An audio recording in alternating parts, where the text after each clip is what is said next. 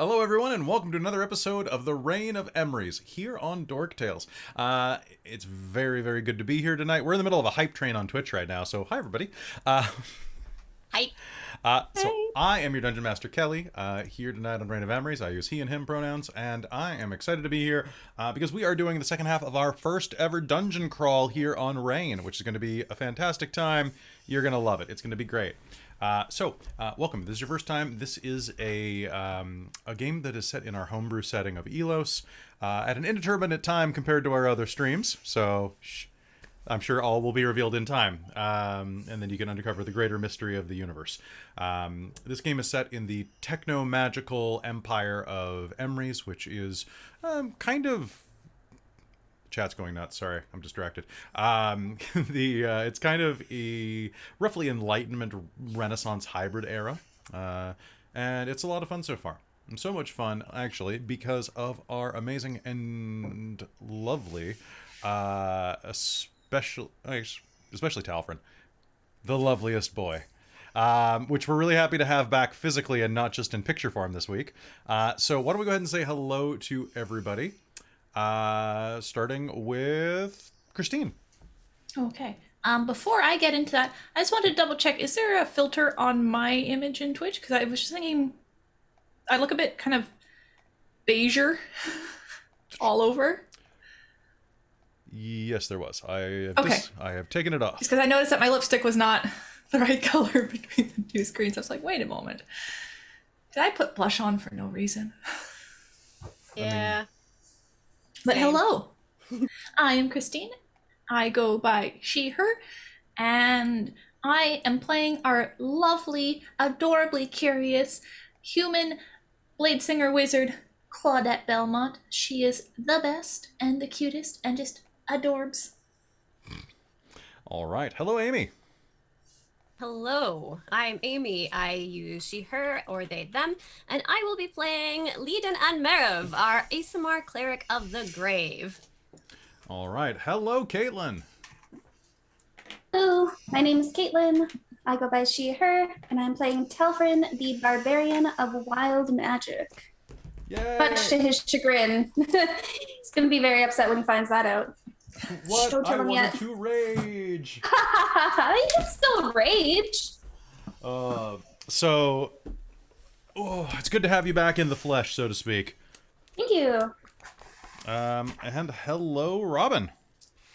Hello, everyone. I'm Robin. I go by she, they pronouns, and I'm playing Ivy, the tiefling blood hunter. And finally, down in the corner, hey, Mike, how's it going? Hey everyone, I'm Mike.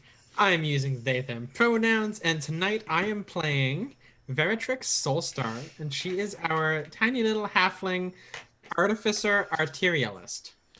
That sounds like a lot of trouble. And your rabbit is named Crux? And my rabbit's name is Crux. Okay, and I'm noticing that the chat already has put out one Hearth more, which I have set aside as a d20. And Yes. And then, do I have any left over from last session? I still have one from last session. So I have two Hearth Mores ready. Someone was asking in the chat earlier whether or not I could include something like a positive Hearth More, like a Hearth More, like a Help Them More. And I was think, I mean, that's kind of what determination is, but like a positive drama bomb. I don't think drama bombs are necessarily bad things. I think that's one of the reasons why I have the once more with feeling one. Which, by the way, There's also the get a clue, which is kind of like can be helpful for us in a way. Get a clue. I worry that get a clue doesn't feel as good for people who are using that command because I offer the clue when it's necessary, not in that exact moment. Because if you're about to discover something anyway, I shouldn't slant the odds in your favor because that slows down your progress from achieving it yourself, right? Like if you don't need the extra clue, right? The power of friendship buff. I feel like drama bombs are good because it is up to your discretion, and in the end the story is gonna go like the way it needs to go in a lot of ways, right? Like you're not out there as a DM to hurt us, like to just destroy our characters and game's over, guys. No, you have a story to tell. So I mean, to some extent, there is just trusting you, No, absolutely. which is why I didn't really freak out hugely in Rime, because like there was not much chance that you were actually going to destroy the game. So I mean, I'd be shooting myself in the foot if I did, right? Like, exactly. it would be ridiculous. And I really do think that the job of any dungeon master, game master, storyteller is to work with your players on a story, not to be against them. Like, you're together on this. So, Yeah, so I think for some extent, it's just like chat. Like, feel free to bias that stuff, but just, I mean, you could be like, I suppose you could suggest ideas, but you have to be aware that it might not get taken. It depends on where Kelly's taking the game. So there's a certain amount of just trust him. and He's going to provide a really awesome game for us to play and for you guys to enjoy and watch. Hey, Hard, good to see you down there. Yeah, someone, Soul just mentioned that it seemed that they think that some of the hurt them more is done to like destroy the players. I think it's more just to give them a challenge. Yeah. I'm never gonna just kill players or characters. Also, you either. don't have to use the hurt them more. It's totally up to you. Exactly. If Kelly feels like it's a hard fight, I don't think Kelly's going to be like, oh yeah, I'll use all the hurt them more and kill the characters, because that's fun. Yeah. Well, and also, like, a couple of the people who were buying a lot the other day were fellow players and friends who are in Yeah, different games on the channel, and they're just kind of screwing with us. I think that Yeah. that's a friendly back and forth of like, They're not expecting you got Kelly me. to actually kill us. Yeah, they think they know me too well. I don't like killing players. I think it's a lazy thing to do in the early game, Yeah. especially when people put out money for costumes. Because unless you're coming back as you just put Junior after your name. Yeah, no. I am if you- Verdrick Soulstar Junior. My mother's illegitimate daughter. No, if you like destroyed Claudette kind of without it being me totally screwing up and being stupid, I would be so upset. Veritrix shows back up. I was a clone the whole time. I'm the real Veritrix now. Ha Who may not or be an android. More ha ha ha ha. Who knows? I mean, she's definitely an android. But, all right, so, folks, we're going to get started here. This is the Reign of Emrys. It is a really interesting new game. Now, players, two things. We will be using Roll20 tonight just to make the dungeon crawl easier. Number two, because I had you as GMs for the map portion, when you go into Roll20, click rejoin as player so you don't just see the entire map and cheat. I know you won't intend to, but I haven't figured out how to de-GM you yet. To be fair, I haven't really actually, looked. you know what? The GM thing seems to force me onto the main Emrys map. And now that I've clicked rejoin a player, I'm on the actual cave map. Okay, that makes sense. I mean, I can only see. I think it held over from last one because I can only see what my character can see right now. So. Okay. Mine saw the dungeon map as full, but I quickly hit rejoin as player. Yeah. Mine showed up. It's not like there aren't any real super secrets, but you know. And in the chat right now, killing players, not characters. Yeah, if they die, they die. It's Okay. a little harder for Kelly to kill us over distance play. And yet, That's not what you impossible. think. Yeah, you haven't known It me as might be long as everybody unlikely, else. but Oh no. it's possible. It sure is doable. It is Maybe doable. that guy who knocked at my door telling me to donate money to blind dogs. No, Yeah, you- that was weird. You. Yeah, no, you said he was hot, so that can't be me. It was to lure me out. He was Yeah, cute, no. not hot. I He paid was some cute, hot not guy hot. to lure you out, and then I Kill was me. gonna take you out, or I was gonna have him take you out, because it can be murder or dinner. One of the two. It's a fun One of And the you two. know, I don't Could be like the both. I don't Could be like the both. risks. I really don't. I don't. Yeah, Don't like the I don't risks like of dinner. that. I know. What if it's a bad dinner? Right? exactly. Right, And then and you're what if stuck. And it's expensive, Right. and then you're paying Awesome. for it. Like what happens if you get a steak and they give it to you like medium instead of medium rare? Like, what are you Flip gonna the do? table. You ask for Flip the ketchup table. and then run for office with. Never mind. Never mind. I'm salty. Anyway. Okay, quick question. Yes, and then we'll it looks start. like, well, no, it's there's 3 determinations that have been redeemed. One was for me, one was for Talfred, and there's one that Oh, thanks, it looks like friends. someone redeemed for me twice. So who am I giving that to instead? Give it to think, whoever you like the most. Then I'm gonna give it to Probably Claudette. Whoa, crap. Yeah, it's Claudette. Noted. Roll a Tens d6 to on a roll 1 through 5 dice. is Claudette. Yeah, exactly. Giving it to Claudette makes your job less difficult. Yeah, it's really true. Okay. So, real quick reminder that even though we are using Roll20, I'm going to describe things, and I'm going to ask you to describe things as if you cannot see the map. So, please try to refrain from using things like, I go here, I attack this one. Give me examples of who you are attacking. You can use directional things like, I attack the one on the left. Okay? But remember that not all of our viewers can see the map, or a lot of people are listening to this in podcast form when I finally do that. So, all good? Yes. All right. So with that, welcome. Ooh, painkillers are kicking in. All right, cool. Welcome Nice. to the Reign of Emrys. Last time on Reign of Emrys, you managed to make it into the mountains, only to find that your train was stopped inside of a lengthy tunnel. Hearing commotion, you left your cars and independently went to investigate, eventually all meeting together to find that the tunnel had been frozen over, the tracks blocked. You offered your services as adventurers to see what type of creature would have done this, and in doing so found a secret entrance into a cave of kobolds.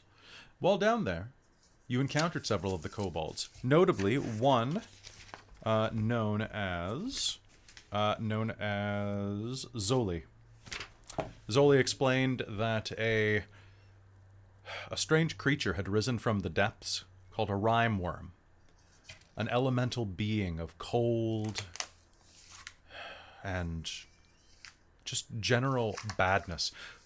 A couple of weeks ago, members of the train track repair crews had come through to check and make sure the tunnels were good for incoming passages. When they investigated the same tunnel that you found yourselves in, they were killed. And according to Zoli the Kobold, changed. Into what?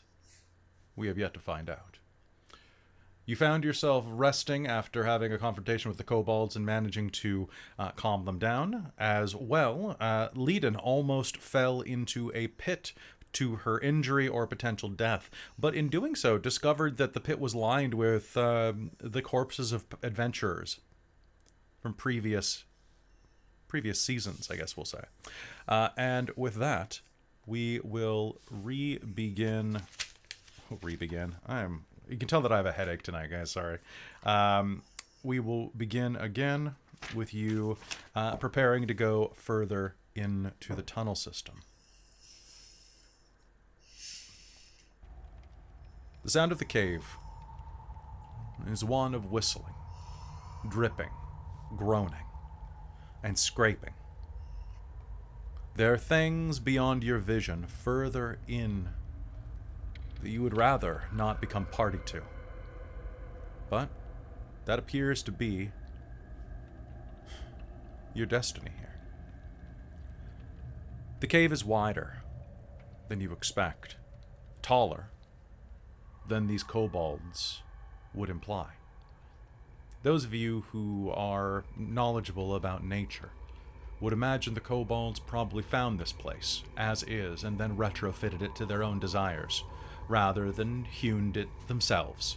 In fact, the walls are very natural. Limestone, a little bit of shale underneath your feet.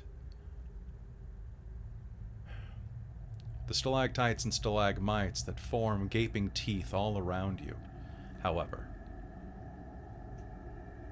are frozen.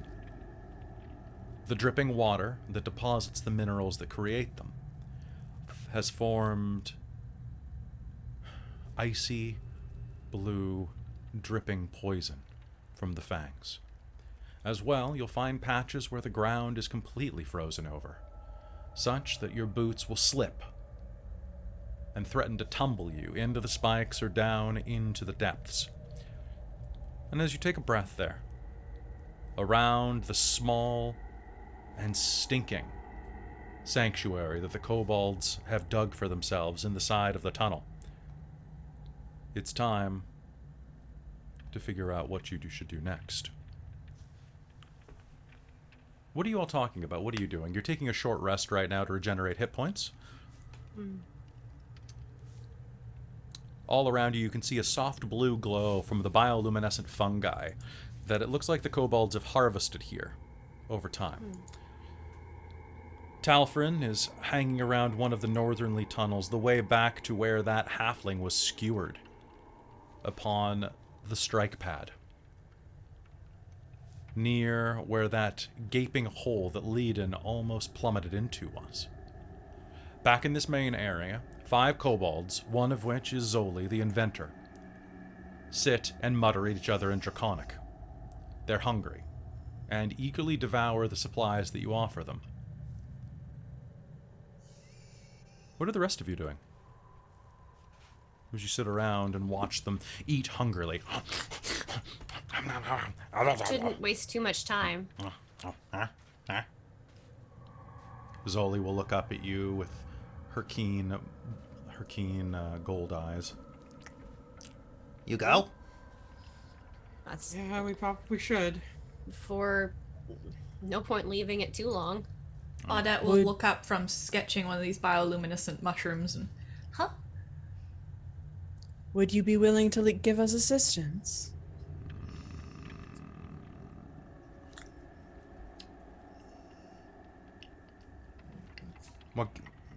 What give? What give? Freedom? Killing this thing that you don't have to be trapped? No If freedom we kill it, these tunnels are yours. no freedom in death. Death is no freedom. Death Yes, is but you would double our chances by doubling our attacking members. You can make me a persuasion roll with disadvantage if you'd like. Even if I said it in Draconic? Absolutely, because they wouldn't understand you otherwise. I thought you said they did common. Oh, that's true. Well, not all of them. They might speak common, but how complex is the concept you're trying to explain? So, persuasion, you said? Yes. Okay, with disadvantage. Okay, dice, come on. Okay, that's not terrible. 12?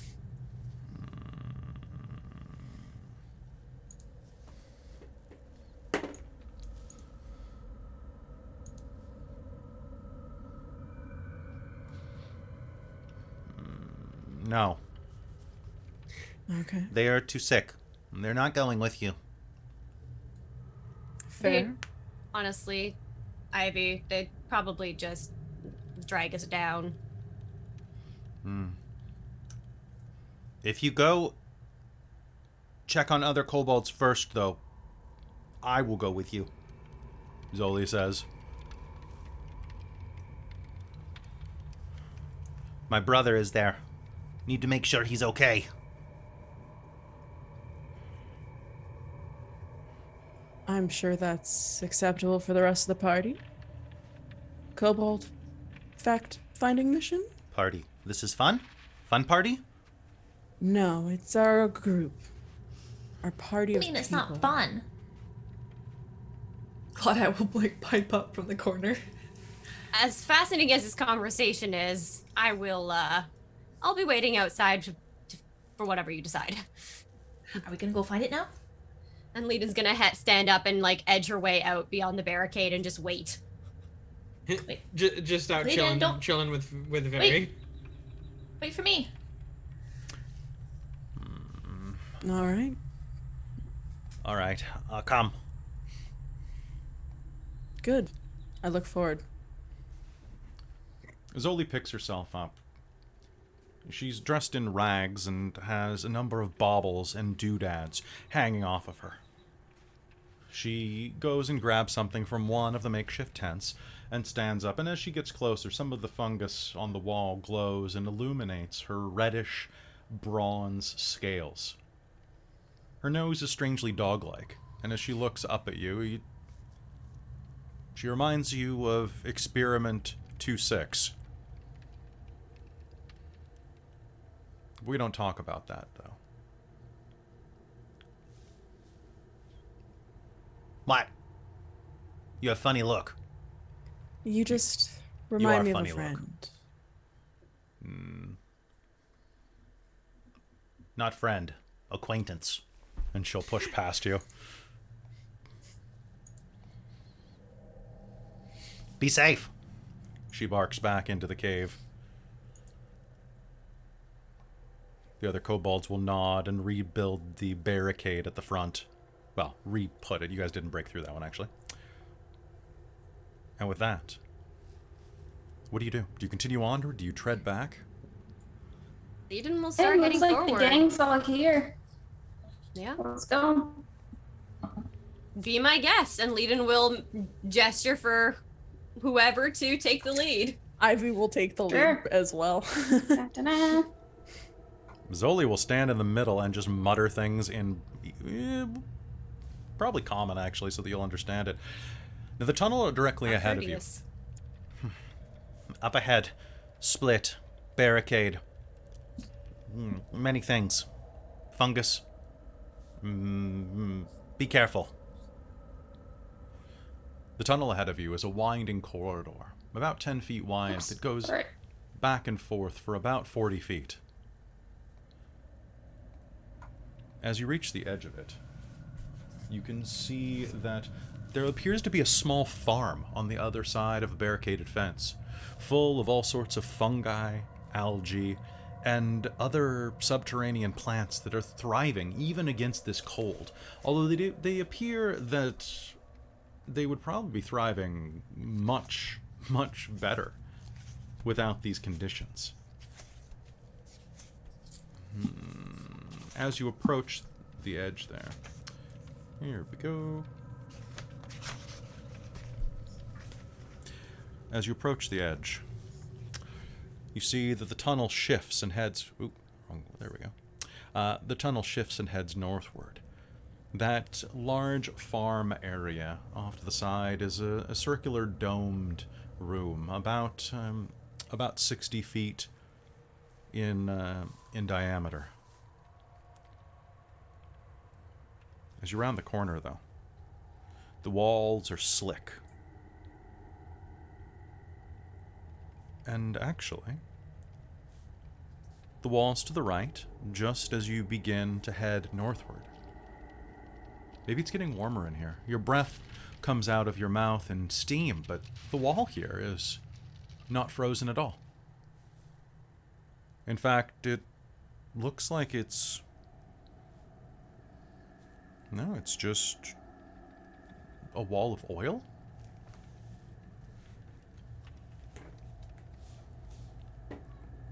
Who's going forward first? I will. Sounds good. Talfrin, do me a favor, my friend. Yeah. Yeah. What's your armor class? 17. 17. As you move forward, the wall shivers and strikes out at you. Its long appendages are gray and grainy, like sand that's been mixed together in a non-Newtonian solution. It slashes out and slams into your guts. Oh, damn. And is going to do... is going to do 6 points of bludgeoning damage to you. Okay. Plus another 8 points of acid damage. Okay. What kind of armor are you wearing? Leather armor. Leather armor? You are Yeah, fine, light although armor. you can smell the leather begin to hiss, and I need an initiative roll off of everybody. That sucks. Okay. Okay. And you don't have danger sense yet, do you? Or I do. do you have uncanny dodge yet? Yeah. Wait. Oh, do you? Hold on. Oh, sorry, hold on. that's rogues I'm thinking That's of. Damn. rogue. That's rogue. Just danger sense. But that's the dexterity saving throw. That's true. I guess so. Yeah, Dexterity that's true. saving throw. Yeah. Yeah. Yep. So that's it. I don't know Yeah. why I keep going back and forth from Pathfinder. So give me an initiative roll, everybody. Oh, okay. Okay. So I'm assuming everybody's going to go first, but we're going to go ahead. Just pop them in the chat there. Got it. Okay. So Vary is first with a 23. Ooh. Right. Yeah, Vary is first with a 23. Then we are at Ivy. Then we are at... Oh, actually, damn. Then we are at Zoli, who has high dex, thankfully. And then we are at Claudette. And then we're at Talfrin. And then Leiden, and then we are at whatever this is. All right, so top of the initiative. The wall in front of Talfrin surges out and is this corrosive gray slime that reaches out from the wall and begins to... A moment ago, it was just a puddle of oil. And as it slaps into the side of him, you can hear the sound of a hissing burn as the acidic touch begins to slowly melt into his flesh. What do you do? Very, you're up. All right, so I'm gonna make a ranged spell attack for Firebolt. Sounds good. Does a 14 hit? A 14 hits, roll me damage. Fantastic. This does a 1d10. Where are my d10s? There they are. All right, so as this thing comes out the wall, she's going to spring into action, and with a flick of her wrist, the two little prongs are going to pop out the back with a little lighter on it, and she's going to go and fire that into it for 9 points of damage. Okay. And as a bonus action, she is going to tell Crux to attack it as well. Okay. So Crux will fly forward and try to level an attack against it. And he is going to... Oh, he actually rolled really well. He got an 18 to hit, so... Okay, sounds good. All right, and so then... And this is force damage, right? This is force damage. Okay. And so he got 4 damage. Ooh. All right. As Crux runs up and strikes it, the rabbit strikes with one of its paws. And you said 4 damage? 4 damage, yeah. The fire didn't seem to burn it that much, but this is the punch from this little mechanical rabbit slams into the side of this ooze, and a bit of it splashes against the wall behind and begins to sizzle away. But as Crux pulls his arm back... Kelly? Yes. So that is actually a ranged attack. He It is a uses his ranged wing- attack? Yeah. He Okay. uses his wings to deliver it instead of... All right, that makes a difference right there. Yeah. Yeah. Okay. All right, so the blast from the wings smashes into it. Then that is much better then. Okay. All right, Very, that's your turn. As a bit of it blows away. Ivy, you are up. At the front of the group, you see this thing reach out and strike Talfrin. What do you do? So Ivy's gonna whip out her crossbow, and as she's knocking an arrow, she's gonna kind of gently slice it across her arm again, and I can imbue my crossbow with my crimson rights, so she is gonna do that. So I just basically imagine that she's gonna take the same thing and basically like suddenly the arrowheads are all gonna be like little lightning, like crackling lightning energy on it. Okay. So she's gonna make attack with the crossbow, seeing that Talfrin got attacked with acid. She doesn't really want to get near that. So that's gonna be it's not the 3. best. It's not. So it's gonna be 3 points of my hemocrafted die. So roll that baby, and then I will make a attack with my hand crossbow. Do do do do. Ooh, does a dirty 20 hit? Yes, it does. Sweet. My d6 and my d4s. All right, so that's going to be 8 points of piercing damage and 4 points of lightning damage. Damn. All right, your crackling bolt is going to slam into the side of this thing, dealing a significant amount of damage as it begins to kind of shriek "Rah!" and pull itself inward. Zoli is at the back of the group and cannot do anything, nor will she do anything. She's going to hold her action, actually, and kind of clutch her helmet tight against her. Claudette, it's your turn. What do you do? Okay, so based on where I am, there's technically half of a 5-foot square next to me, so I think I could hug that wall and see it. Yeah, I'd allow you to do that. So basically, Okay. you can move right next to Very, because Very only takes up half a space. Sweet. So yes, you can. You'll have a slight difficulty increase because of the wall sticking out directly in front of you, but you can still see this shape clinging to the wall. Okay. So it has half cover. How does that affect a roll? It's just a +2 AC. Okay. I would not worry about it. It's an ooze. They're not known for being dexterous. Ray of Frost. All right, make me an attack roll. That is... Let me think, what's the ranged spell attack? So it should be your dex plus spell proficiency, or plus ability mod. Or, pardon me, no, it's your, what am I thinking? It should be your int plus Int proficiency. plus proficiency, yeah. Yep. Don't mind me. My headache's finally going away, but Okay, it's so that's still... a 17 to hit. That is a hit. Roll me damage. 6. So that's 6 cold damage as she thrusts a palm out kind of over Very's head, and this kind of bluish white beam of light just shoots out in a pulse. As it strikes into the side of this creature, the ooze is going to suddenly freeze. And it's a weird sensation to watch, or a weird thing to watch, because as the ray of frost strikes into it, the anatomy of this creature seems to resist freezing for a minute as it struggles against it like a high alcohol solution, struggling to get more syrupy than anything.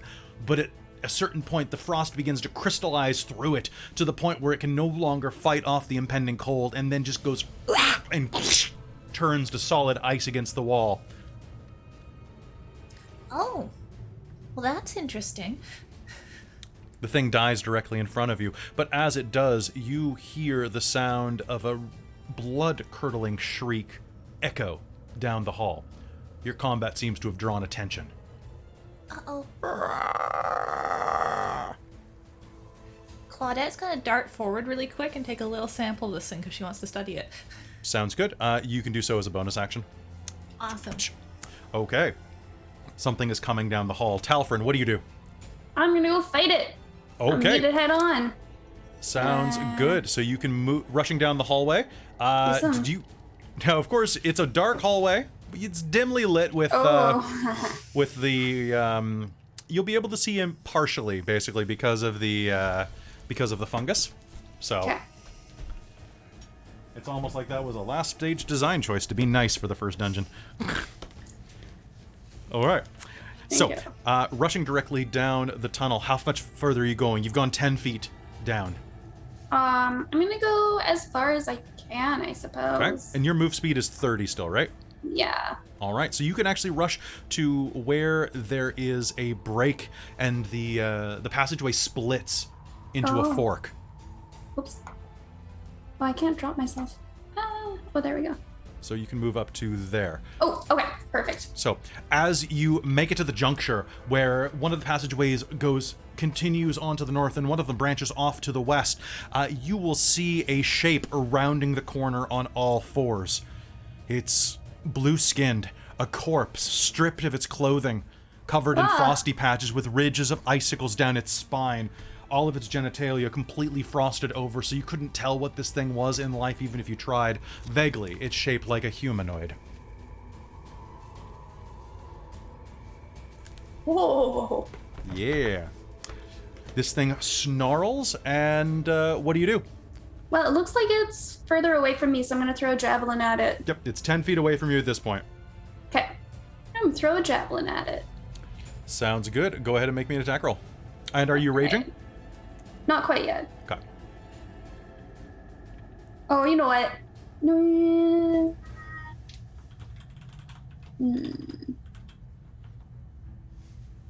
Not quite yet. Actually, let's go. Let's rage. We're gonna rage. Yeah, it's not super useful for thrown weapons, but it's still good for the damage reduction if it does hit you. Yeah. All right. Well, if we're raging though, we need to Oh God. Okay. roll yes. on the wild magic table. Okay, so where's Tasha's? All right, so set me up and I'll narrate this for you. All right. So I Oh, rolled God. a d8. You roll a d8. Give it to me. Ta-da! Oh, What'd you roll? I got 3. Okay, would you like a flumph or a pixie? Flumph. Flumphs are the best. Yes.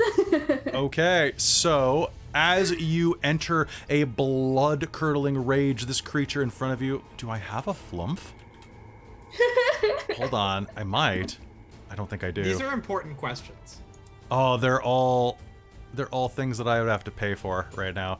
So I will instead just drop this symbol to represent a flumph. Okay.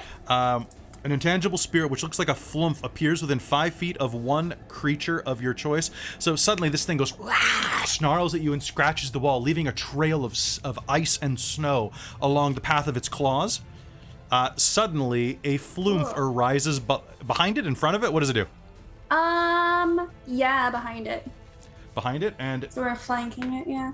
Not really, but okay, you know. I'm gonna make it do its roll with disadvantage because it did not see this coming. Okay. Okay, until You your never rage see the ends, flumph you can do this as a bonus action, summon these things. The flumph goes woof woof. Now, a flumph, for those of you who are unaware of what it is, you're not seeing it, but for those of you at home, a flumph kind of looks like a brown beanbag chair with kind of a giant smile on its face, 2 eye stalks, and a bunch of kind of kelpy, mossy, viney tentacles, kind of like a jellyfish. Go Google them. They're spelled exactly like you think a flumph is, but with a PH. And roll me a d6. All right. 2. 2. All Yeah. right. As you enter a rage, this thing is going to appear behind it, go hee and explode. Oh my god. Dealing a few points of force damage to the back of this creature. As it explodes, it snarls and slashes out behind it, but there's nothing there. You can throw me that javelin now if you'd like. Weird. Okay. Yeah, this is a weird day for 22. Telford. 22 is an absolute hit. Roll me damage. Perfect. It is just 1d6 again, but 4. 4 points of damage. Yep. Oh, wait a second. I have to add something to it, don't I? Because that was just 4 on the dice. Yeah, you should be able to add your... Do I add dex? You add your strength. That's a thrown weapon? So strength, right. Okay, so Yep. 7. Or no, 8. And 8, add your rage bonus, my because final it's a answer. strength-based attack. Oh, I thought that was only on melee. Okay.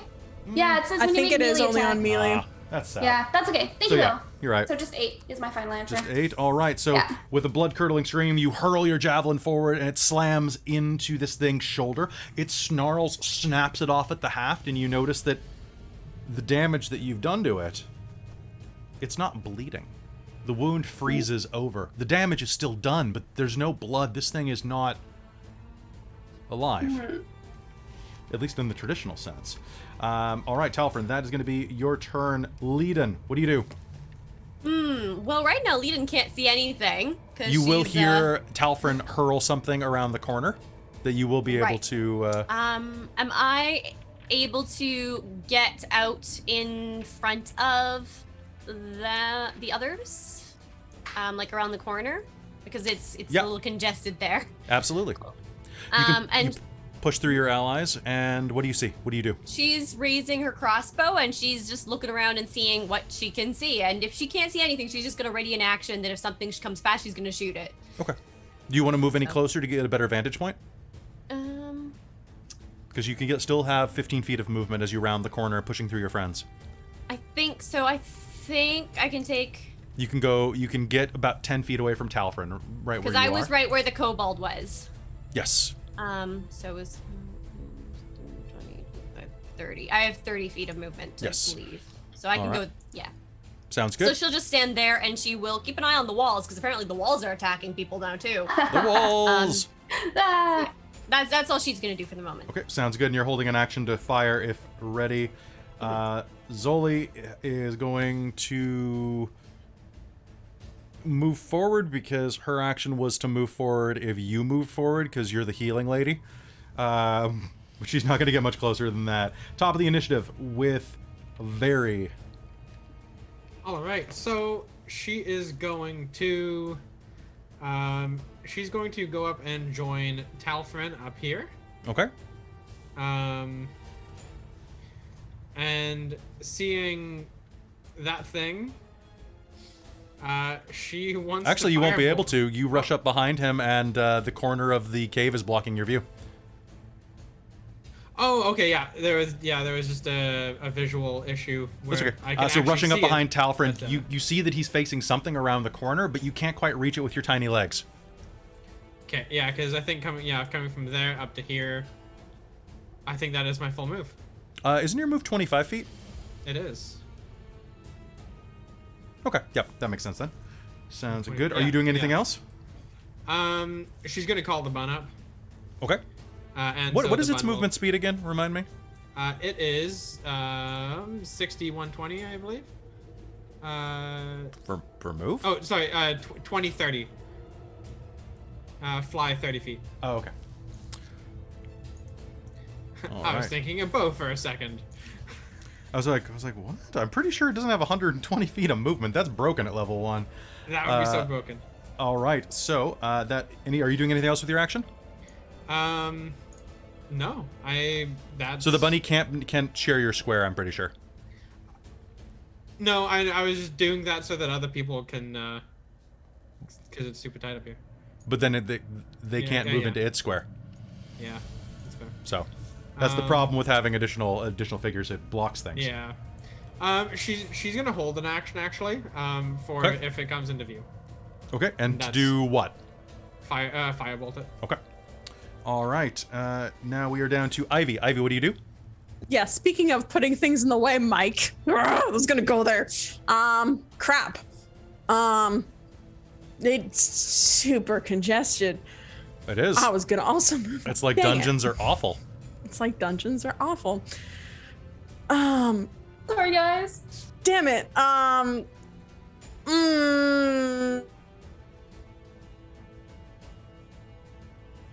Crap. All right, I guess Ivy will just kind of. Whoops. She'll kind of move behind Leiden and prepare an action to shoot a crossbow if it comes around the corner. All right. So, sounds good. Now we are down to my turn. Okay. So, that is going to be, you can make me a firebolt attack. This thing will have Okay. partial cover around the corner. One firebolt attack coming up. And Ivy cannot... Actually, Ivy can make me the attack as well with a 3/4 cover. Okay. And that's 17 to hit. All right, 17 to hit. One moment, please. Just gotta remind myself of the cover system because we never use it. This Yeah, is the that's monster Ooh, manual. Why am I that's grabbing it? great. That's gonna be a 22 to hit. Okay, I'm pretty sure that the cover system is not gonna do that, but one sec. Falling, suffocating, jumping, role-playing, researching. Nope. I D&D professionally, and I can't remember what cover does. It's like I have other things that I do. Sorry, doesn't it impose disadvantage? I think it does on 3/4, and on half cover it's a +2, if I'm not mistaken. So Okay, so I'll just roll again and roll again and take the better. Okay, you mean the worst? Yeah. Okay. Darn, that probably won't hit then. That's gonna be a 11. 11 will not be a hit then. Cool. Cool. Yeah, where is cover? Sounds good. Actions disengage. Page 196, top. Got it. 3/4 cover. So actually it's a +5 AC. Total cover can't be targeted. Half cover is +2. This is the only time where math is actually involved in this game. Okay, so Look, I can take the 22 then. you can take the 22. Yes. That will be a hit. And Very, you had a 18? She had 17. 17? All right, that's a hit. Both of you roll me damage. Fantastic. Here we go. That's gonna be a base 10. Now for that, I add spell attack bonus to that, right? You add nothing to damage. Okay, cool. So yeah, that's gonna be a base 10 then. So 10 total? Okay. 10 total, yeah. Okay. And then mine's gonna be 6 piercing and 3 lightning. Okay, 6 piercing and 3 lightning. Sounds good. Your bolt strikes into the side of it as it jumps toward Talfrin. lightning arcing across its skin, which is enough of a light that Very is able to target it with a firebolt, striking it dead center mass. It explodes, the fire rolls around its icy form, and the ice begins to melt around it, dealing a significant amount of damage. However, as the fire melts some of the ice, the rotting corpse beneath is exposed. Everyone within 20 feet, I need you to make me a Constitution save. Sorry, within how many feet? Within 20 feet, which means it's going to go all the way down to Leiden. God damn. But not Ivy? Not Ivy. No, Ivy's just outside of the range of this. Nice. 24. Neither of us. We're both good. Okay, We're so 24. good, Christy. We're so good. What'd you get, Talfrin? The Constitution save, you said? Constitution save. That's going to be an 18 or a unnatural 20 for Leiden. Damn, okay. And what Talfrin get? 22. All right, you're fine. Let's see whether or not this works for you. Ooh, that's even better. It's going to lurch toward you, slashing at your face and biting as well. Okay, I'm going to use a Hurt the More to reroll that. Okay, is your armor class 15? Higher. Is it higher? Damn, okay. Yeah, it's 17. Okay, the claw is going to miss you, but instead it is going to lurch forward and bite you. It's going to scrape its teeth along a bit of your exposed arm, dealing 8 points of piercing damage, 9 points of piercing damage, which turns into 4 after your rage discounts it. Everything half off. And then time to take some cold damage. And you're going to take 3 points of cold damage, which does not reduce. Yeah. Now, here's something fun. I need you to make me a Constitution saving throw. Again. Okay.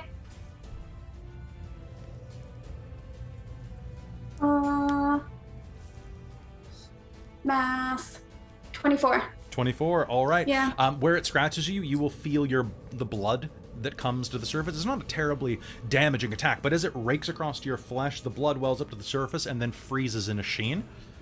But your hot blood is too hot for the cold to take purchase inside of your meat. You are not freezer burned. I am so angry. I'm too angry to be freezer burned. Too angry to be freezer burned. All right. Claudette, it is your turn. So, Claudette, this thing has 3/4 cover from you, but you can still vaguely see it. Okay.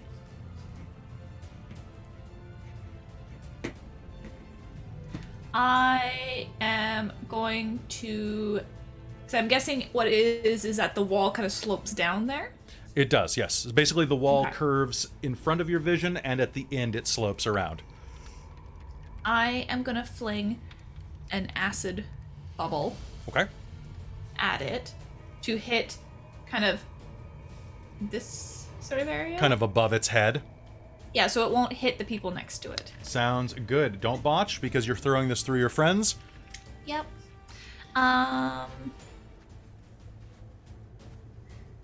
Actually, it's not botchable. They must make a dex save. Oh, yeah. Fair enough. I have a 14. You save. It snarls and jumps out of the way. Does it take partial damage on that? No, it does not. 'Cause it's a Unfortunately, cantrip. Yeah, it's a cantrip. Okay. Your your acid splash hits the wall behind it and begins to sizzle. Are you doing anything with your move? You can move 5 feet closer or 10 feet closer over next to Leiden. I'm gonna stay back here. Sounds good. All right. So as your acid splashes against the wall, just barely missing this thing is wily. It's dropped to its all fours like some type of ape, but you can see what used to be a human in its mottled flesh, as well as in the dim light here. All of you will see several common folk, like workman style tattoos along its frozen shoulder. Talfrin, you are up again. What do you do? All right, it's all up in my face, so I'm gonna give it a swing. All right, do it. Oh, I got a natural 20. Did you actually? Beautiful. I actually did. Also, I just wanted to say hello real quick. We have somebody in the chat who's never seen D&D played before. So, really good to see you there. Sorry that we're focused on game right now. Hello. But We're in yeah, combat. join our Discord. Enjoy. There's a looking for group section for people who play off stream. So come enjoy us. And that's the same for you, YouTube, if you're watching later. Come join the Discord. Have fun. We're nice people. And if you're not nice, don't come. Honestly, we like our community. It's a really nice, supportive one. True. Okay, so Talfrin, it's right in front of you. Drawing greatsword. Yep, drawing the greatsword. Apply directly to Wintergast. Yep, apply directly to face probably because it Apply directly lends to the that forehead. nuance. Yeah, pretty much. Also, everybody buy Tome of Beasts. It's such a good book. And Tome of Beasts 2. Alright. Like they Let's go. literally, I didn't even notice this thing next to it. This is what you guys could be facing in the future. That's no moon, Oh shit! Wow, that's cool. right? They have the craziest designs here. I love them. Okay, remind me, natural 20, I never get them. Okay, What so, do I do? You have a lot of fun, first of all. So all of your static numbers stay the same. So you add your Okay. +7 as normal. You take your damage dice, you roll it twice. Or just roll Okay. 2 of them. Well, I mean, they're already do 2d6s, So you roll 4d6. Yep. Alright, so... So much damage. Well, I mean, if I didn't roll 1 on 2 of my dice, that would be way better, but you need to buy you need to buy that feat that lets you reroll Oh, ones. I do have lucky. Oh no, that's not lucky though. That's not lucky. That's not lucky. Okay, so 6 plus 5 plus 5? Math. 16. Do you have the feat that lets you take -5 plus 10? Oh, 18. No, Yeah. that's sharpshooter. That's sharp. No, but there's also there's a combat Oh, version is there of that. one? Yeah. Ooh. Guess I'll have Oh, to of course do you don't have it. You're not that. level. Well, wait. You're Nah. human. You didn't use variant though.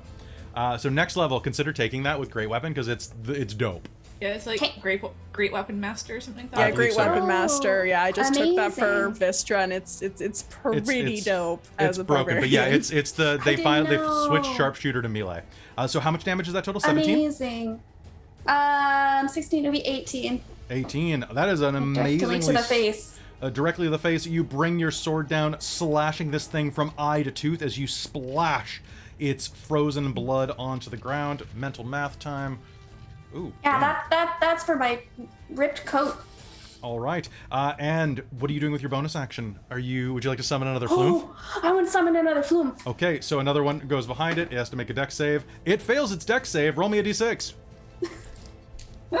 And now, 5. okay, so I'm going to say this one kind of appears right next to it, just to its left, which means that everyone in this row is going to see a sudden illuminated pink floof go into view as it fades into reality and goes, ha-ha, and then explodes, slamming this thing against the wall with 6 points of damage. Is that what you said? 5. 5, okay. Right. That was a freaking solid hit. This is the best archetype, guys. Everybody should play this. It's so dumb. I love it. I love it. Amazing. That All is right. fantastic. All right, Leiden, you're up. What do you do? Right. I can see this thing, right? Yes, you can, just can. barely. Just barely. Yes. Okay. I want to actually do something kind of cool. I want to cast Guiding Bolt. I need to make a ranged spell attack. Okay, And I'm going to use my determination. do it. And I'm also going to use my No, I'm not going to use my inspiration yet. No. But I will try. We will see if this works. Because if it does, it's radiant damage. Yeah. Okay. So you have partial, or it's got 3/4 cover on you right now. It's a 19 going That's to a hit. hit. Okay. I do, hold on, let me get back to the spell again, because I have to go back to the thing to look at my... Of course, this is, yeah, Guiding Bolt, there we go. 4d6 radiant damage.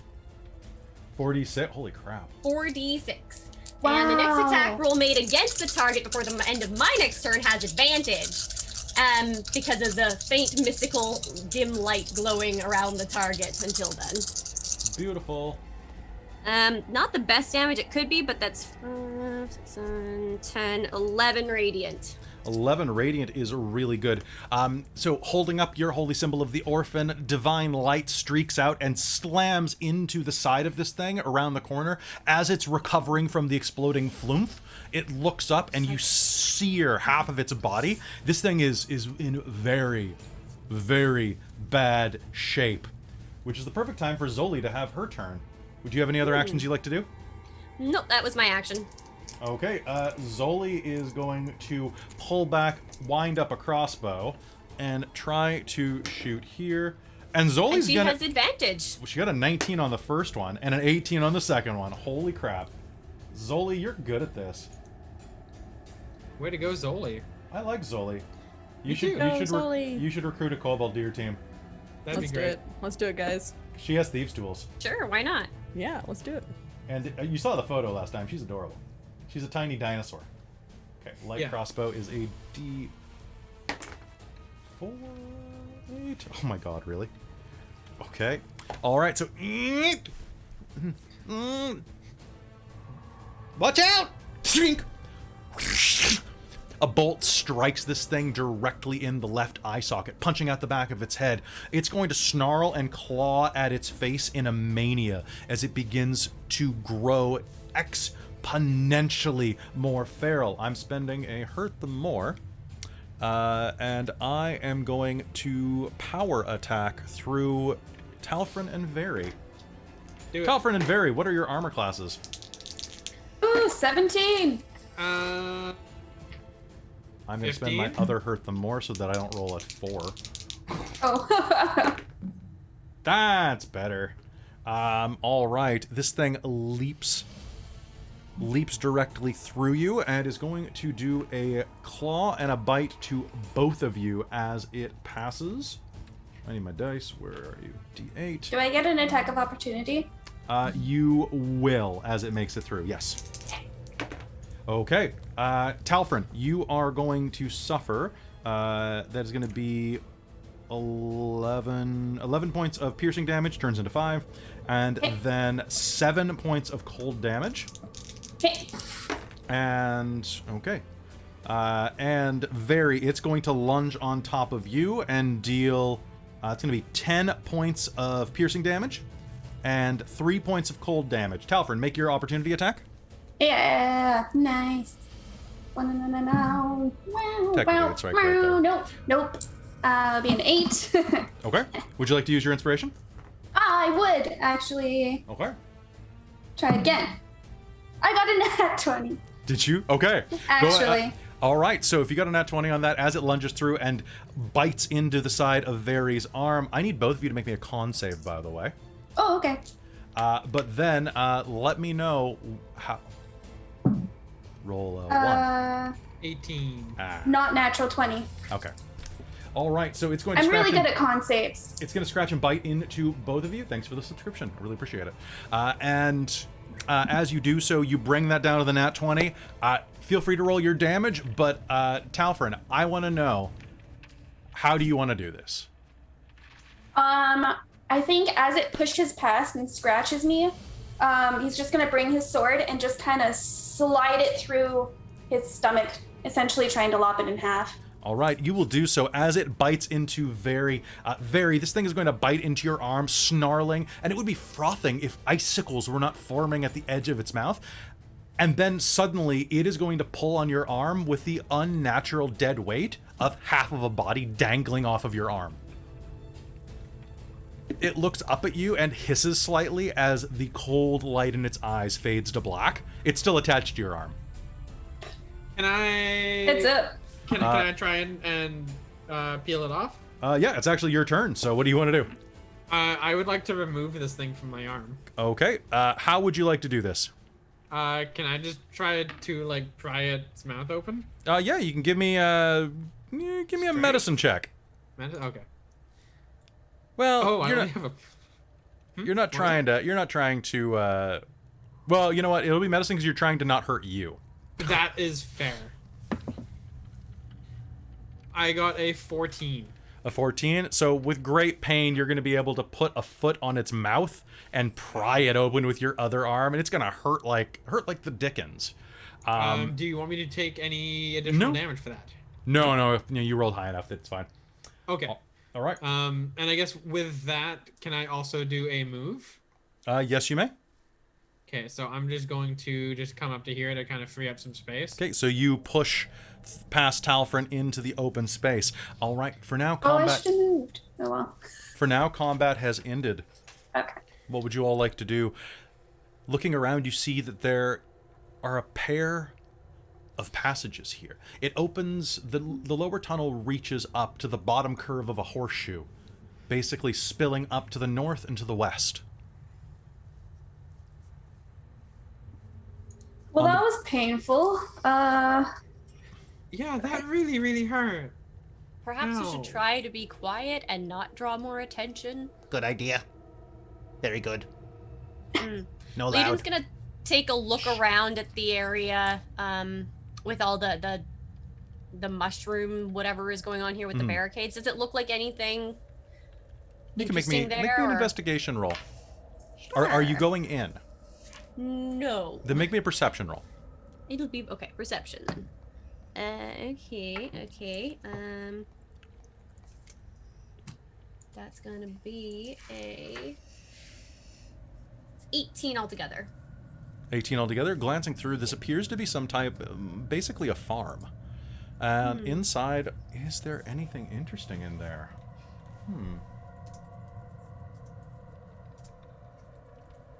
You will actually see that lying among the fungus, slowly rotting and being absorbed into it, is a severed left hand. With about the size, like a human's, but stubbier and thicker. Probably a dwarf's. Creepy.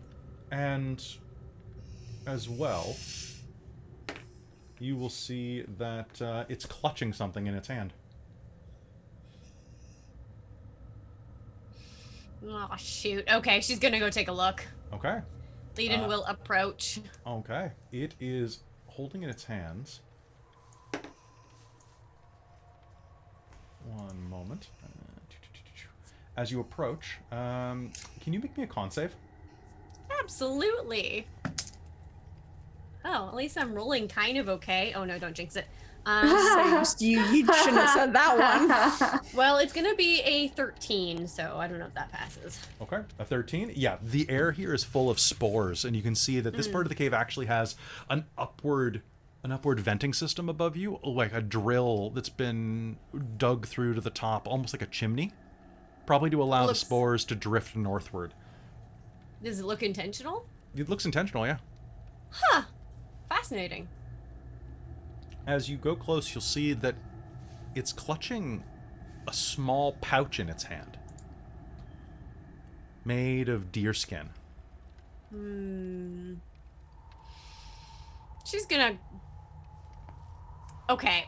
She's suspicious now of undead things, so she's actually gonna do her, waste one of her eyes of the grave to see if it's an undead hand.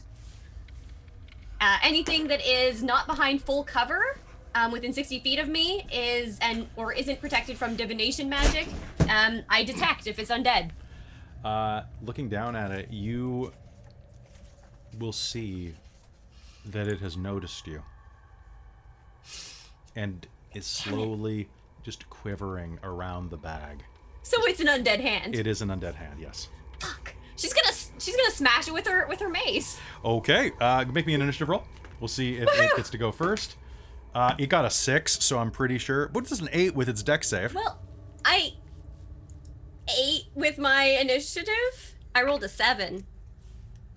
So it has an 8 as well. All right, here we go. Ready? It's Ready? okay. Ready? 1, 2, 3. 1, 2, 3. Okay.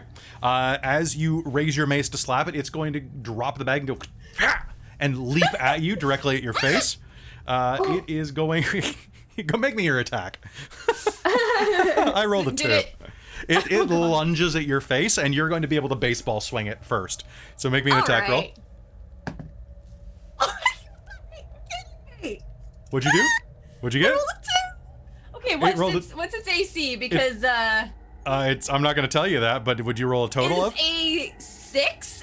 No, it is not. This thing leaps at your face. You're going to... Are you going to scream when this happens? Because it's kind of like... She's gonna yelp, yeah, like, ah! All right, and it's going to lunge right past you. She's like, "Whoa, yeah," and start swinging your mace around. It's So gonna... Claudette is crouched on the floor next to that other like body, trying to study it. When that happens, I think she's gonna fall on her ass. Okay. And Oh, it's see, going... Ivy's kind of keeping her eye backwards, waiting for Liadin. So can Ivy notice this going down? You notice that she's screaming, yeah. Okay. Ivy would like to go assist. Okay, go. So go ahead. So what are you doing? Are you just gonna rush over? Yeah. So rushing down the corridor, you see a dismembered hand leaping at your friend. Well, leaping at your acquaintance. Shoot it with my crossbow. Okay. You may do so. You will have disadvantage because it is quite small and nimble. Okie dokie. That's just me deciding that. That's fine. Oh, let's get? see. I rolled a 4, so then I add +6, so that's a 10. Am I allowed to play? Can I spend my determination to make a 13? Will that 13 hit? I mean, I can't tell you that before you spend it. I would like to use my determination to shoot the hand. Okay, because if you didn't, I'd have to see if I could legally play yakety sax at this point. Yes, spend your determination. Make me. Sweet. Okay, so there is a damage roll that you can make now. Go ahead and roll me damage. Yep. And since I'm still holding the crossbow, it gets lightning too, so it's gonna be a shocking grasp of something else. Oh god. That's gonna be, math is hard. 7 points of piercing and 2 lightning damage. All right, so you are going to right through the center of its hand, pinning it. Actually, it's going to be leaping like this, so it's going to catch it right through the top of the hand, pinning it to the wall. Its last gesture as you begin to is it's going to give you the finger before it dies. And just sag against the wall. It is in your grave vision. If it's still lingering at all, you'll be able to tell that it is dead. Leiden. Jeez. Okay. Yeah, that was surprisingly nimble for a dead hand. I've never seen an undead hand actually animate on its own. Me neither. Is that common? Will come don't echoing know. down the corridor towards you. Is this common? Do I know if this is common? Crawling claws. Arcana, religion. That's a I don't know. religion roll. I have no idea. Yes. That's an 8. Yes, Probably? it is. It's probably, maybe. I assume it's common. Anything can animate with a bit of What? like necromancy. What drew you Right? to looking at this hand? And Lena's gonna take a step forward carefully and pick up the thing it dropped. Okay. It's a small pouch. As you pick it up, you can hear the sound of stone clinking inside. She'll open it up and take a look. There are 4 uncut, unpolished gems inside. Ooh. They're sparkling quartz. Actually, a mix of gold, green, and blue. 2 gold, 1 green, 1 blue.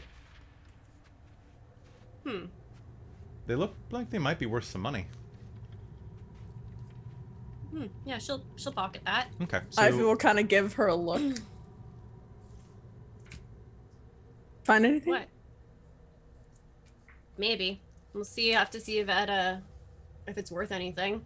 Or maybe it was just a lure for unsuspecting travelers. Yes, it's a good thing I was there to help shoot that thing.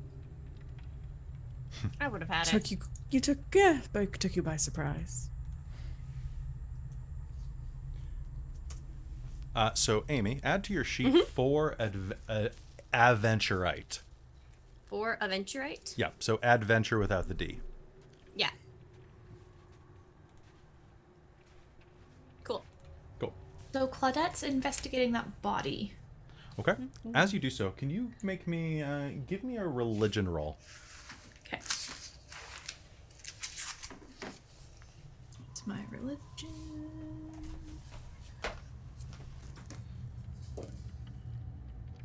Uh, 17. You're not 100% sure what this is, but it seems It seems like an evolved version of a zombie. Almost, looking at this, it's like a person that's been transmogrified into a zombified yeti. But this was once a person. You can see the places where various, like there's a heart-shaped mom tattoo on its shoulder underneath the frozen, well, I mean the ice, that wasn't melted by the first fire blast. As you're looking at it as well, the body seems to be in a heightened state of decomposition. It's impossible to tell how long it's been dead, but at least a week. Necromantic energies are leaching out of it as it begins to crumble before you. It was animated by something awful, and being this close to it is quite uncomfortable. The stench is nearly unbearable, but at least the cold is beginning to set in again now that it has been, well, killed.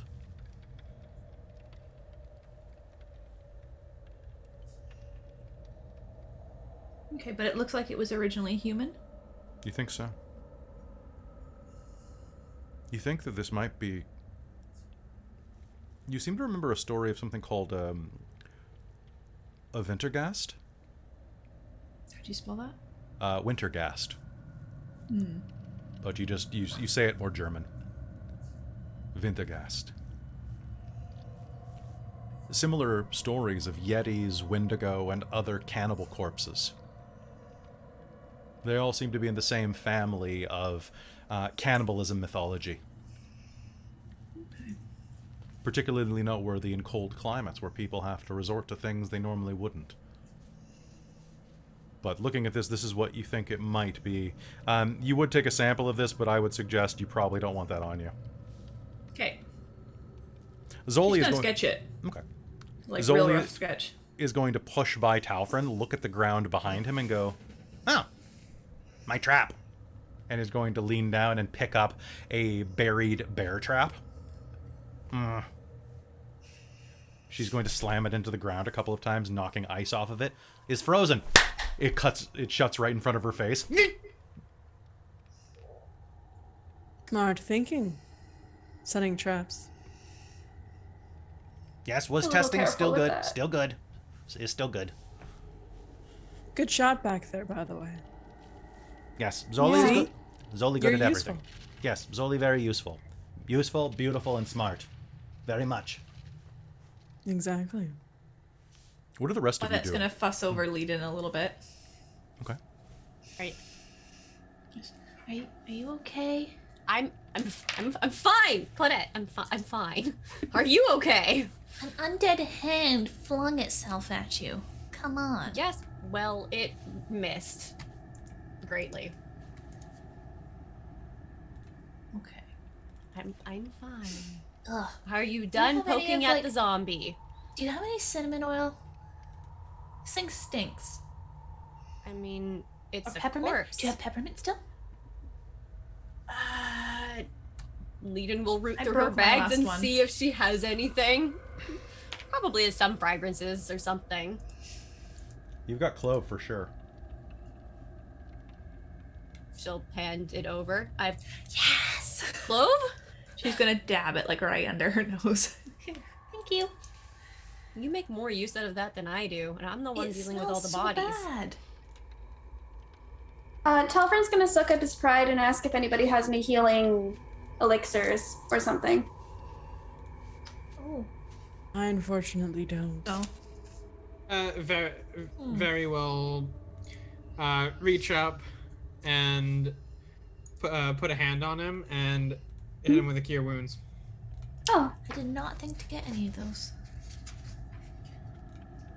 Leiden, thank you. remember to get some And next. you're going to Next take, time we and stop. Talfin's going to take Yeah. 8 points of healing as she looks up and gives him a wink. Oh, that's a lot of healing. Thank you, friend. I got you. Thank you. How are we feeling? Are we good to push on? Yeah. Yeah. Yeah, I'm about Cool. 50-50. Let's go. I'm guessing that's what they were mentioning about these zombie things that this worm creates. Yeah. Worm make the bad things. Do you remember Maybe how it was many an of them there engineer? were? I feel like don't like this worm. A couple more? That were Couple? Okay. dwarf, another human, maybe more. Well, if we So- can leech them out slowly and kill them one by one, that'll make dealing with the worm much easier. Everybody stay on your guard. Yes. Looking around, you see that there are two passages that you can go through. To the north, it looks like it branches off again, creating another Y-shaped intersection. Which way are you headed? To the west or north? Lena's gonna try and look for tracks. This is not her strong suit, though. So if someone is better at it than she is, I'd like to make a check too, if possible. Okay, Can so I assist? lead Let's us. gonna look at the kobold and ask which way are we supposed to go to get to your friends. She'll point to the north. sure. Lena's gonna just look to see, make sure there's nothing gonna sneak up on us from that other pathway. So, Ivy, if Leiden is helping, you can make me a survival roll flat. Because I also get advantage on to track Fey, Fiend, or Undead. Is the worm any of those? Okay. 1 second. Hunting is what she does. This is her job. Fair enough, yeah. It's almost in the name. Yeah. Yeah, it's Yeah. almost like it. Yep. No, it does not help you. Okay, cool. So I'll just make a flat roll then. You'll just make a flat roll because the ground here is very frozen. Okay. Whoops, I accidentally minimized the window. That's not helpful. 14. 14? You'll see the bare trace of scratches along the walls, similarly to the one that this creature made. On which wall? The west wall or the north wall? Well, it made the one on the west wall, but it looks like it's been prowling around here, leaving marks. Looks like it's been here for quite some time, but you find more scratches to the north. I think the north is a good way. Okay. All right, then let's Keep go an to eye the north. behind us. Sure. Yeah. Let's go. All right, continuing on to the north. You'll find that the path branches out to the west again after another 20 feet. The north still continues. You'll find yourselves at another junction within a moment as you go down this winding corridor. A bit of that fungus roils and glows in front of you, and you can hear the sound of scraping coming down the hall. Can I get what's everybody's passive perception? Does anybody have a passive perception of 14 or higher? 14. You're going What? I forget what you add for passive perception. assume that you roll a 10. Okay. 11. 11. Oh, Claudette? She's small and not very perceptive. Claudette, what's your passive? 12. Okay. Leiden, in the distance, you think you can hear this strange sound. Water splashing and what sounds like electricity. Off. Hold up. I hear something. And she's gonna push her way forward and kind of try and get a look around. Okay. As you come up, there's a large 10-foot wide branching passage off to the west, and northward, another passage. It looks like it opens into a larger room.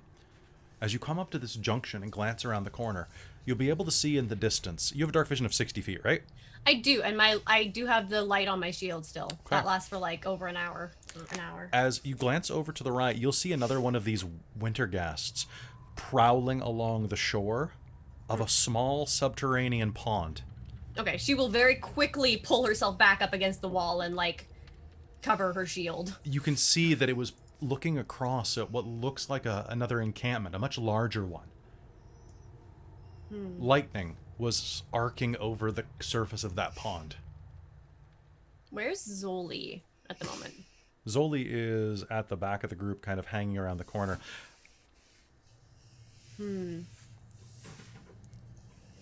She's gonna sort of motion with her hand and head, just be like, "It's right, just over there."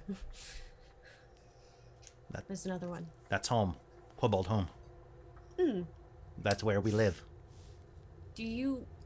She'll try and as quietly as she can. Do you have lightning traps? Brother does. We have generator. Keeps electricity on. For heat in winter. Okay, I can hear that. Good. Hopefully they're okay. And she'll see, like, around the corner, roughly estimate number of feet, and, like, by the barricades, I think, is what she saw. About 40 feet ahead of you. Yeah, about 45 feet.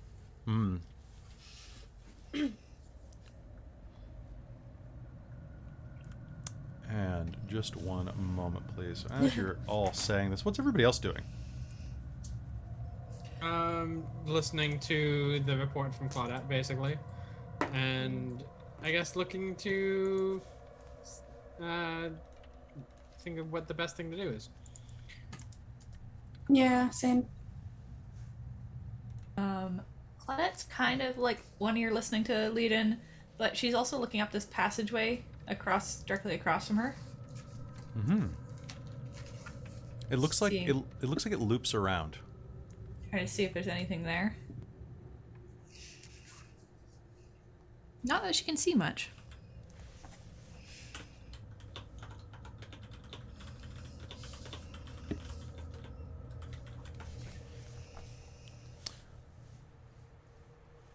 But she's kind of keeping an eye in that direction. And since we're standing and listening, behind us as well. So if something comes charging out of there, she would have 15 feet notice or thereabouts. Sounds good. Yeah, I think Ivy's gonna kind of hug the wall, kind of coming up closer to Leiden and seeing if she can hear anything besides like coming from the other direction. Make me a Or is perception this roll. the water? Yes.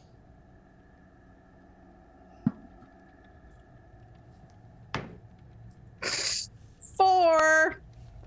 You can hear the sound of dripping water in the distance. And that's all. There are things in the darkness that are scraping, but you can only hear your allies.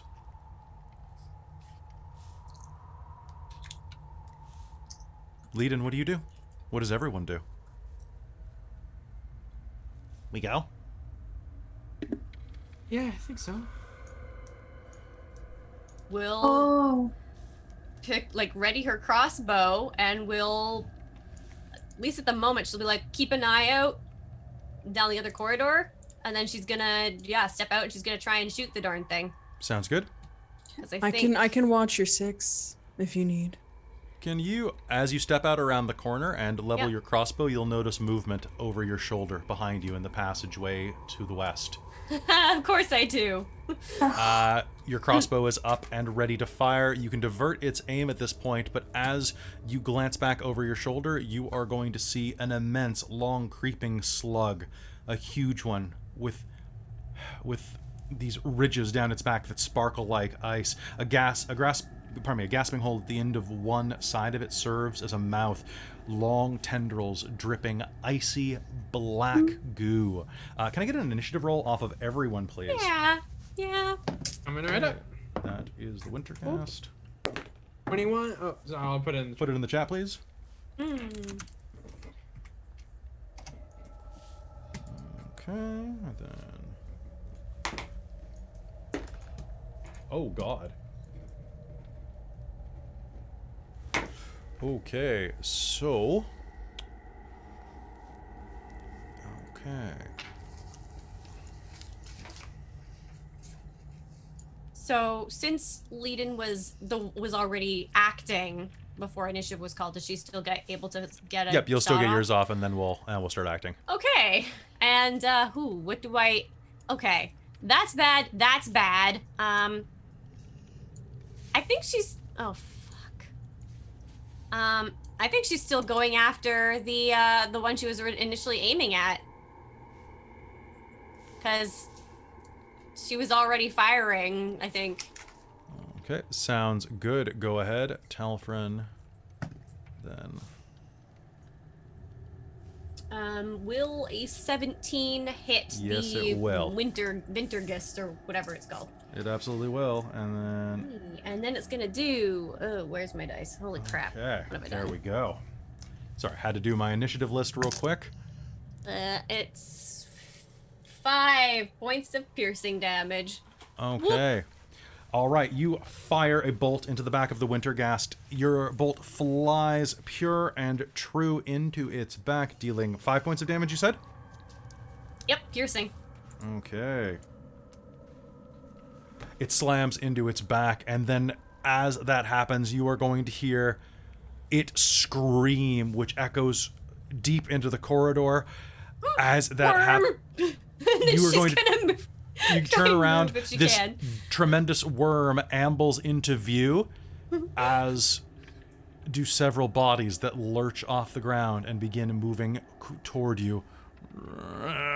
Old excavators, miners, and several dead kobolds begin to move toward you as the Wintergast turns around and hisses. You're in a bad situation, and it's only going to get worse, which we'll find out after this break. Don't go anywhere, folks. We'll be right back. Time to get some more water. Oh, man.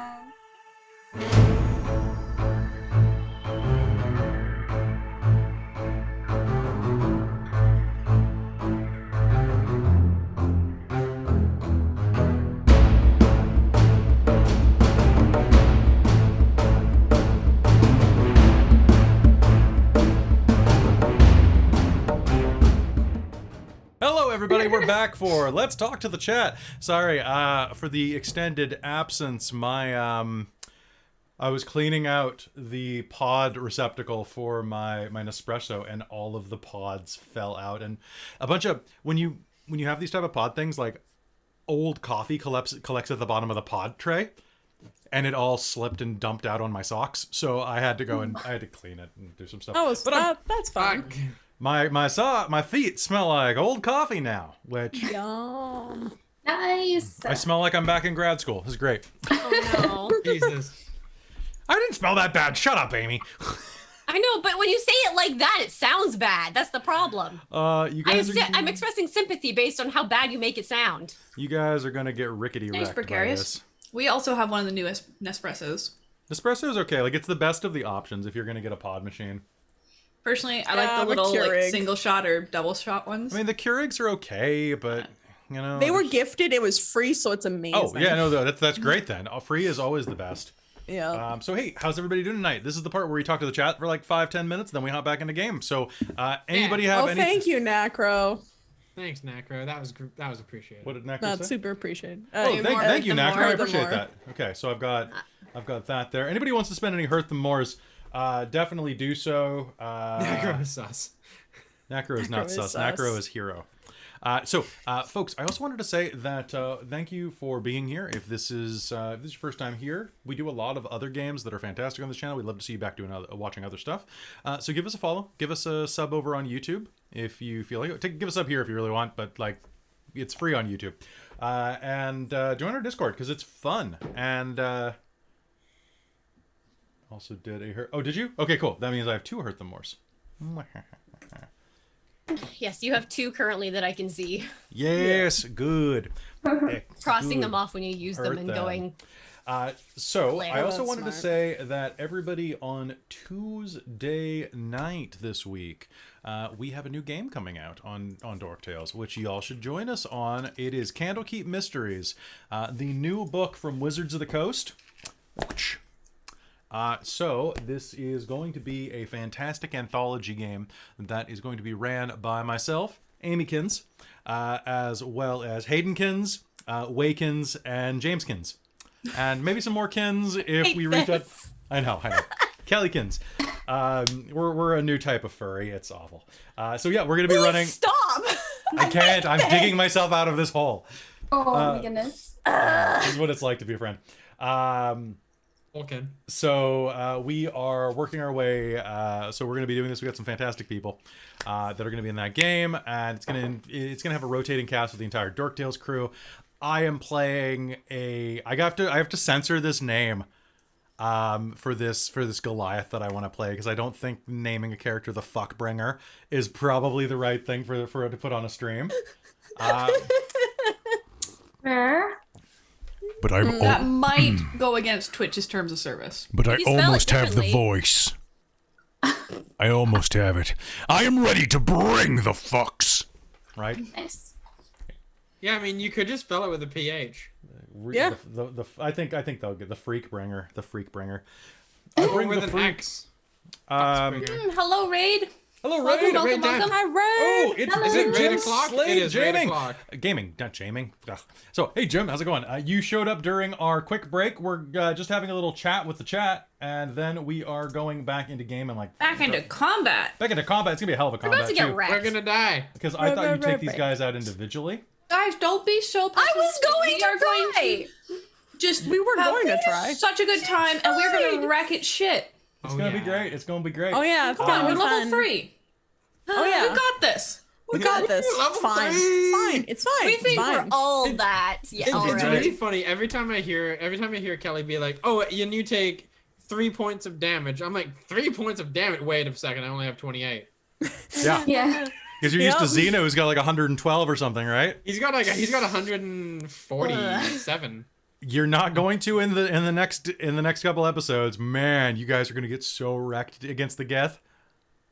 Oh, it's gonna be good. Oh, I'm excited. Thanks for that. Yeah. Hey, you decided to go down, so. I know. Oh, so hey, thank you very much, Big Jim. Good to have you here. So join us for Candlekeep. It's going to be a lot of fun. We're going to be having a rotating cast of DMs and a rotating cast of players, and each one of them is going to be set in the Candlekeep Mysteries book, which is, I got to be honest with you, I'm iffy on this so far. I think they could have done a better job with the framing narration. The individual adventures are really cool, but getting into them is going to require us to do a little bit of work. So we got a meeting on Sunday to write our framing story for that. I think you're going to really like what we're going with, because the 5 DMs who are already guaranteed for this game are either professional storytellers, like professional nerds, and like huge fans of genre fiction and things like that. And I think we're going to come up with something that you're really going to like. Plus, it's anthology, so you can literally jump in at any time. I also would suggest that any players from Dork Tales who are joining us for this, play whatever the hell you want. It's a one-shot. If you want to bring back a character, if you want to have Xeno Rightwing show up for a single adventure, this is non-canonical. You can bring whatever you want of the level. Just you'll have to leave your magic items at the door. That's fine. I've been told I can potentially reprise Lucky Sixpence. She can be Lucky 16 pence at the level 16. That's 10 whole pence more. The Foxbringer. I might do the Foxbringer. Yeah. And if anybody has any questions in the chat. So this week we have a bunch of stuff going on, guys. Tomorrow I have a dentist appointment in the morning, which is great. And I've got... I'll be streaming tomorrow morning. You will. So go watch Join me Lady there. Leia. We've got not Rime. We got Secret of Hexeter House in the evening, finally, after like a month-long break. You can see me all day long. We have Cyberpunk 2076 before all the bugs show up on Sunday. Monday, we've got Rime of the Frostmaiden. Tuesday, we've got Candlekeep Mysteries. Wednesday, we've got Shards and Nirn. Thursday, we've got Vampire the Masquerade, Victoria by Night. Friday, we've got this. Next Saturday, we've got... When do we have werewolf More next? Hexador, I think. We do have more Hexeter. Did we decide? Werewolf we are double is tapping. April. Wait, Werewolf's Oh, not we till bumped April. werewolf. Because we didn't know when Okay, yeah. Caitlin's computer woes were going to get fixed. True, so we true. were like, bumped yeah. it. And then yeah, so we've got a double ton tapping of makes it gaming work. because Christine and I are going on vacation in a little bit. So we're getting as much out of the way as we can. And next Sunday, if you have the opportunity to join us, please do, because we are doing a special game that is ran by our good friend Millie, aka Bunnyhearted. That is Dungeon World. It is Streaming for Survivors, a charity that we ran Star Wars for back in November. It is a sexual assault survivor center in Vancouver that does fantastic work. All the proceeds that we're trying to raise go towards just general support, hiring counselors. I believe that they have a backlog of 250 counselors needed. Like, this is how many people need their services. So if Don't they also do like the visits with you to the hospital? they go with you for the kit collection. They handle issues with the police because that can be a major hurdle for people who have suffered. And it's just a fantastic cause, and it's going to be a dope, goofy ass game. Like, it's going to be The last game was so good. It is so good. It's going to be weird not being in it, because I'm not in this one, because I wanted it to be more representative of the people this is going to help. And rather than, I didn't want to DM it and have like my big booming macho voice be like, right? Not that I was in a position of power, because y'all controlled everything and maybe do stupid stuff. But Bunnyhearted is a fantastic GM, and they are going to do a fantastic job that I'm really excited about. Plus, I'll be there for Voice of God updates. True. And it's gonna be absolutely ludicrous. I'm it's very gonna be excited based on our chat. Oh god. I am only sad that Henry the Honk will not be there. Oh, Well, so Henry. good, though. Henry. Were you in that game, Caitlin? I was a bee most of the time. Yeah, weren't you a bunny that got turned into a bee? No, Yeah, you were on the bee I was team. a bunny druid, so I meant to. Oh, okay. I But see. Henry the Honk was great. So Adorable. sweaty. I am pleased that Tash is going the crow route. Just make her paint her face like the crow, like Brandon Lee. Just white face paint. And Because the character's last name is Cofford. Cofford. Cofford, because it's All right. So with that, I've got our initiative here. I've got our combat here. Is there anything else that we want to try to convince people to do besides go check out our red bubble, because that's neat. Oh, that's always good. That's enough shilling. It's time for some killing. Yeah, let's do it. Nice. Check out all You guys our ready for stuff. this? Go like our posts on Instagram, etc. Yeah. You follow social. Some real quick. Everybody shout out everybody in the chat, and then let's get back to work. So, did I meet you at KCon? You met me at KCon 2, Jacob. It was KCon 2. You always forget. It was number 2. You were there for the second one, because it was the first time we were in HSD, which later turned into, or no, it was still CIT back then. The Center for Innovative Teaching. All right, so we're heading back into game right now. Are you ready for this, folks? Everybody, get your hydration ready. Get your coffee. Let's do it. All right. Best of luck. Oh yeah, there should be a command for Hailiiz or Hailiiz. I always say Hailiiz. I gotta quit that. Okay. All right, so folks, we are going to hop back into game. If oh, there is. there is a command. Yeah, there is a command. Oh, it was just delayed. I don't know why. Oh, it must have been. No, Soul only put one eye in the last Oh of the yeah, name. because she's Yeah. got like extra eyes. So Yeah, many it's eyes, like a beholder, I. like a celebrity. Hailiiz She's is got 3 eyes. secretly a beholder. Okay. All right. So ready? We're gonna hop back into game in 3, 2, 1. Hello, everyone, and welcome back to. I almost said Rime of the Frost Maiden. So hold on. I wondered. I was Yeah. looking at it. And right as you did, my entire stream froze. Did so it was it? like, welcome back to The Frost Maiden got to your stream. It froze it. No! She'll do that. She's kind of a bitch. She's a nice bitch. We You are can buy a dealing T-shirt with a that calls nice her. rime bitch. worm, aren't we? Yeah, we Oh, are. I got all my new T-shirts today from. I ordered a bunch of T-shirts from T Public today, including one that's just a purple shirt with Kratos on it, wearing sunglasses. Amazing. It's pretty good. I'll show you these T-shirts like Pretty good, when we're doing yeah. our post-game wrap. But all right, so heading back in 3, 2, 1. Whew. Hello, everyone, and welcome back to Reign of Emrys here on Dork Tales. When we last left our party, they were about to get into some trouble, and let's make it double. All right, as combat begins, you see that the rime worm is coming down from the north. This Wintergast now has been alerted to your presence by your attack. As you are as you are in the midst of this, all of you have your weapons ready and are looking around for the danger. Let's switch into the map frame. And let's turn this down just a tiny bit. All right. Top of the initiative, Claudette, what are you doing?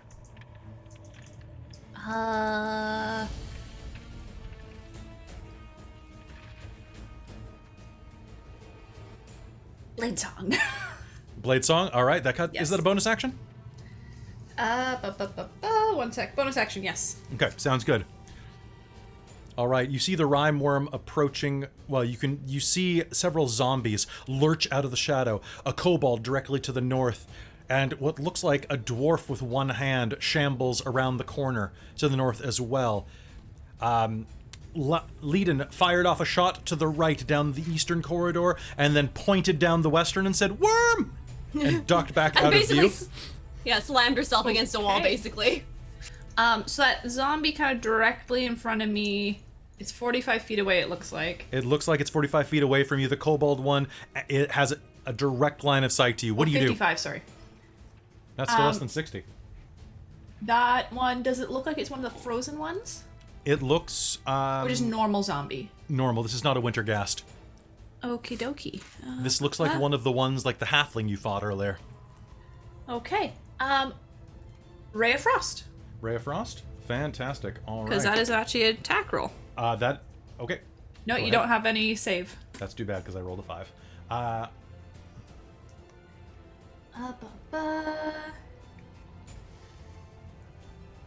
22 to hit. 22 to hit is an absolute hit. Roll me damage, please. 5 damage. 5. So it's slowed by 10 feet, and until the start of my next turn, and cold damage. All right, sounds good. The cold damage strikes into it, beginning to freeze its limbs. It takes a step forward as it... And as it does, you hear the sound of its bones beginning to break as its feet are frozen to the floor. All right, so bonus action. Are you doing any movement besides that 5-foot step? You could push all the way up to the front of the party if you'd like. I don't need to just yet, so I'm going to wait to see what happens, I think, Okay. before I start shifting too much. In fact, I might just step back 5 feet. All right, sounds good. Put a It's little still more inside of distance. its range. All right, Very, it is your turn. What are you doing? Okay, so I can't see this thing from where I am. Not from back there. No, you can't. Damn. Okay. You can see the Wintergast around the corner. I can see the Wintergast around the corner. And I mean, I may as well shoot the Wintergast with my crossbow. All right. Are you going to move forward to prevent it from getting any bonuses? Because right now you have a large corner of rock giving it extra armor. No, I'm gonna stay back a little bit. She's feeling a little hurt. All right. And so she is being a little wary. Okay, so you've got 3/4 cover at this angle. Go ahead. Make me an attack roll. Let's see if she's able to hit it. She does not hit it. She got a 10. All right. Your crossbow bolt banks off of the rock behind Leiden's head and plummets over against the northern wall of the side passage. All right. Anything with your bonus action? She's going to actually direct Crux to move away a little bit to free up some more space for Talfin and Claudette as well. Okay. Sounds good. Because he's super squishy right now, too. Okay. All right. So that is going to be your action unless you're doing any more movement. No, that's it. Okay. The zombie that Claudette cast Ray of Frost is going to lurch forward, and you're going to hear an awful, shattering ice noise as it breaks its own foot off to continue hobbling forward on raw, open, exposed bone. 5 feet, 10 feet, 15 feet, 20 feet, it ambles forward, this frozen kobold. Around the corner, a dwarf, similarly frozen, lurches into view, pushing past its ally. And, actually, it only has 25-foot movement anyway, because it's a dwarf. Around the corner as well, another zombie lurches into range. and is going to make a strike at Ivy.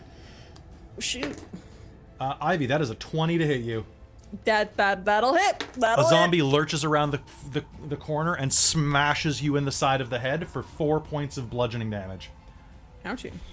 Okay, and that is all the zombies can do this turn. Boop, boop, boop. This is a human-shaped one. A woman who looks like she was in her 30s, kind of a Rosie the Riveter kind of vibe to her, but her face is icy cold. Her eyes glazed over with frost. Okay, and that is zombie number 2 for my edification. Okay, and Ivy, it's your turn. This zombie is directly in front of you. What do you do? Shoot. Okay, fine. Fine, I will. I was gonna fucking curse that worm. Let me see just a second. How far away is that from 35? I think that's not quite my range of my curse. Yeah, 30 feet. Shoot. Okay. I mean, you could step up and around. If you got just on the other side of this zombie, you'd be able to do it.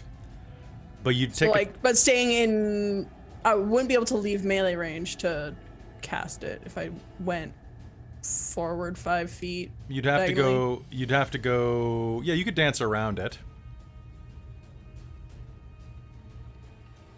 Yeah. Okay.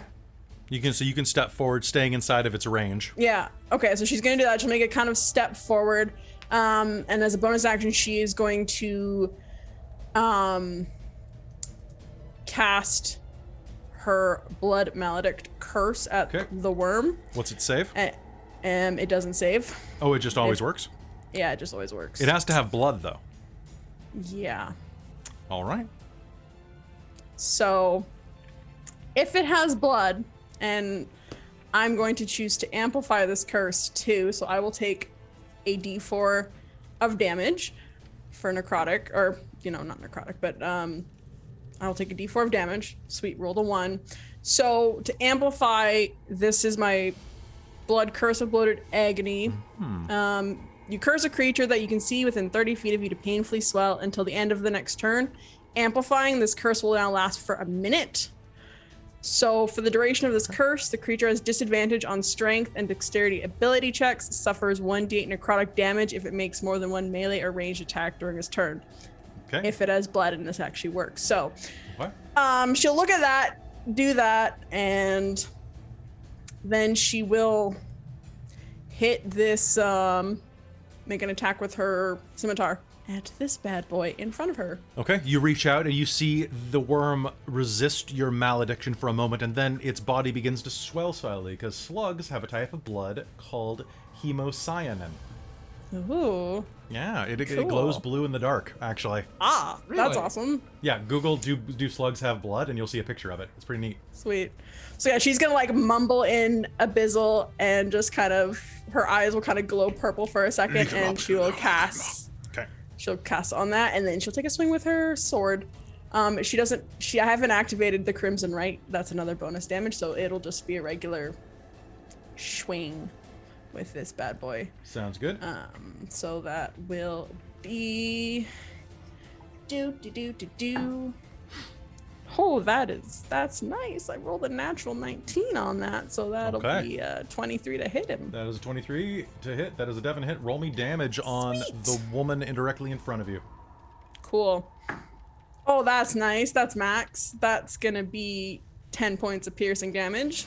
Ooh, a good hit as you stab into her frame. She rattles in your face as you drive your blade into her frozen chest. All right, so is that any more movement? No, because I don't want to. Okay, Talfrin, you are up. What do you do, my friend? All right, I'm going to get in there. I am going to... Is it time to rage? I think it's time to rage, man. Okay, roll me a and d8. I'm going to... Hold on. I'm just going to move up first. Take Ivy's spot. And then... Yeah, we're going to rage. Wow, if I can find one. Oh, there's one. Okay. And we got 6. What does it do? As Talfrin begins to enter this surging wild rage, his hair becoming messy, his glasses fogging over, a multicolored protective barrier wraps around him. So much so that this prismatic wall actually extends outward. And there we go. It has a radius. Okay. What color would this be? I'm going to say it's green. Yeah, I was gonna say green. Actually, earlier I was like, I feel like green is Talfrin's color. I feel so too. Okay, so one sec. I'm just going to adjust this real quick. So, should be a 5-foot radius. Okay, so just for sake of ease, if you are... Oh no, it's when we were within 10 feet. No, I was right. So Talfrin, you have a +1 to your armor class for the remainder of the rage. Also, I have set up a 10-foot circle around you. Any ally within that circle also has a +1 to AC. Nice. As your prismatic wall reaches out to them.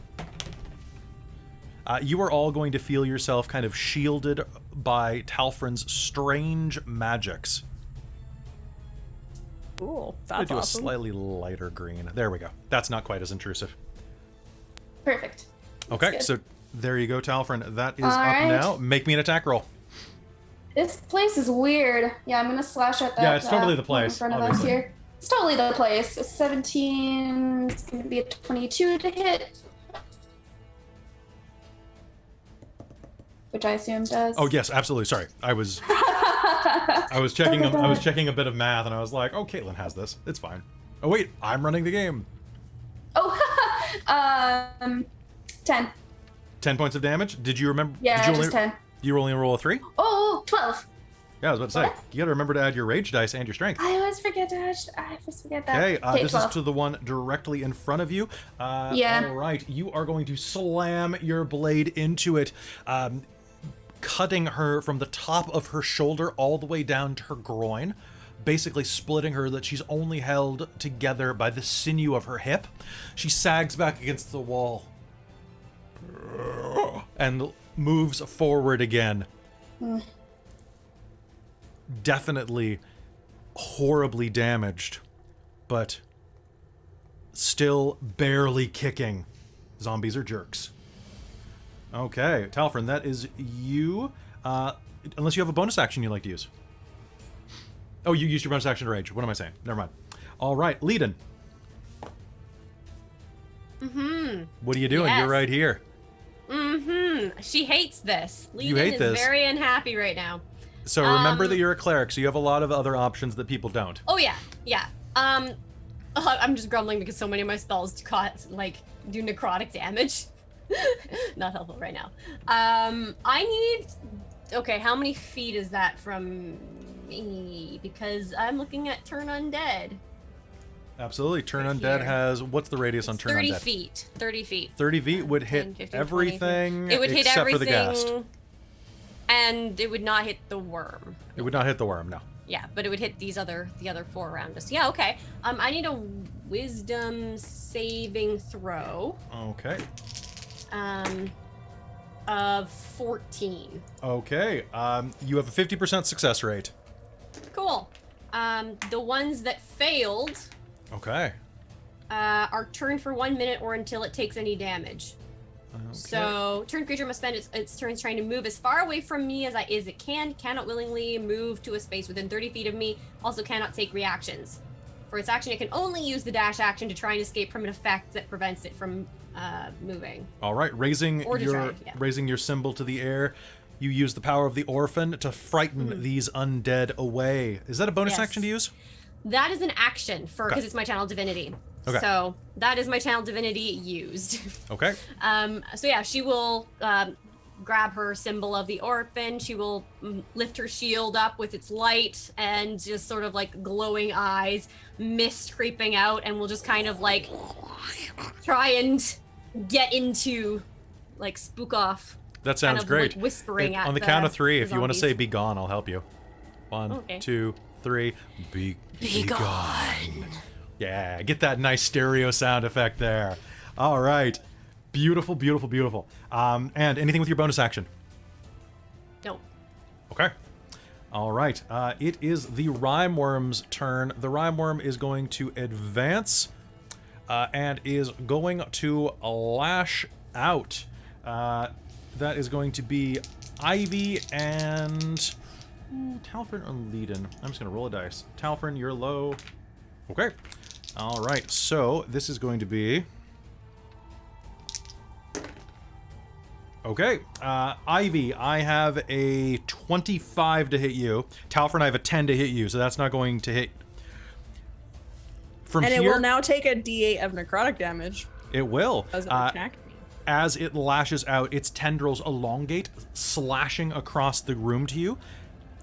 You see that necrotic energy pours into it and then out of it. It is going to deal you some damage, my friend. Shoot. That's not good.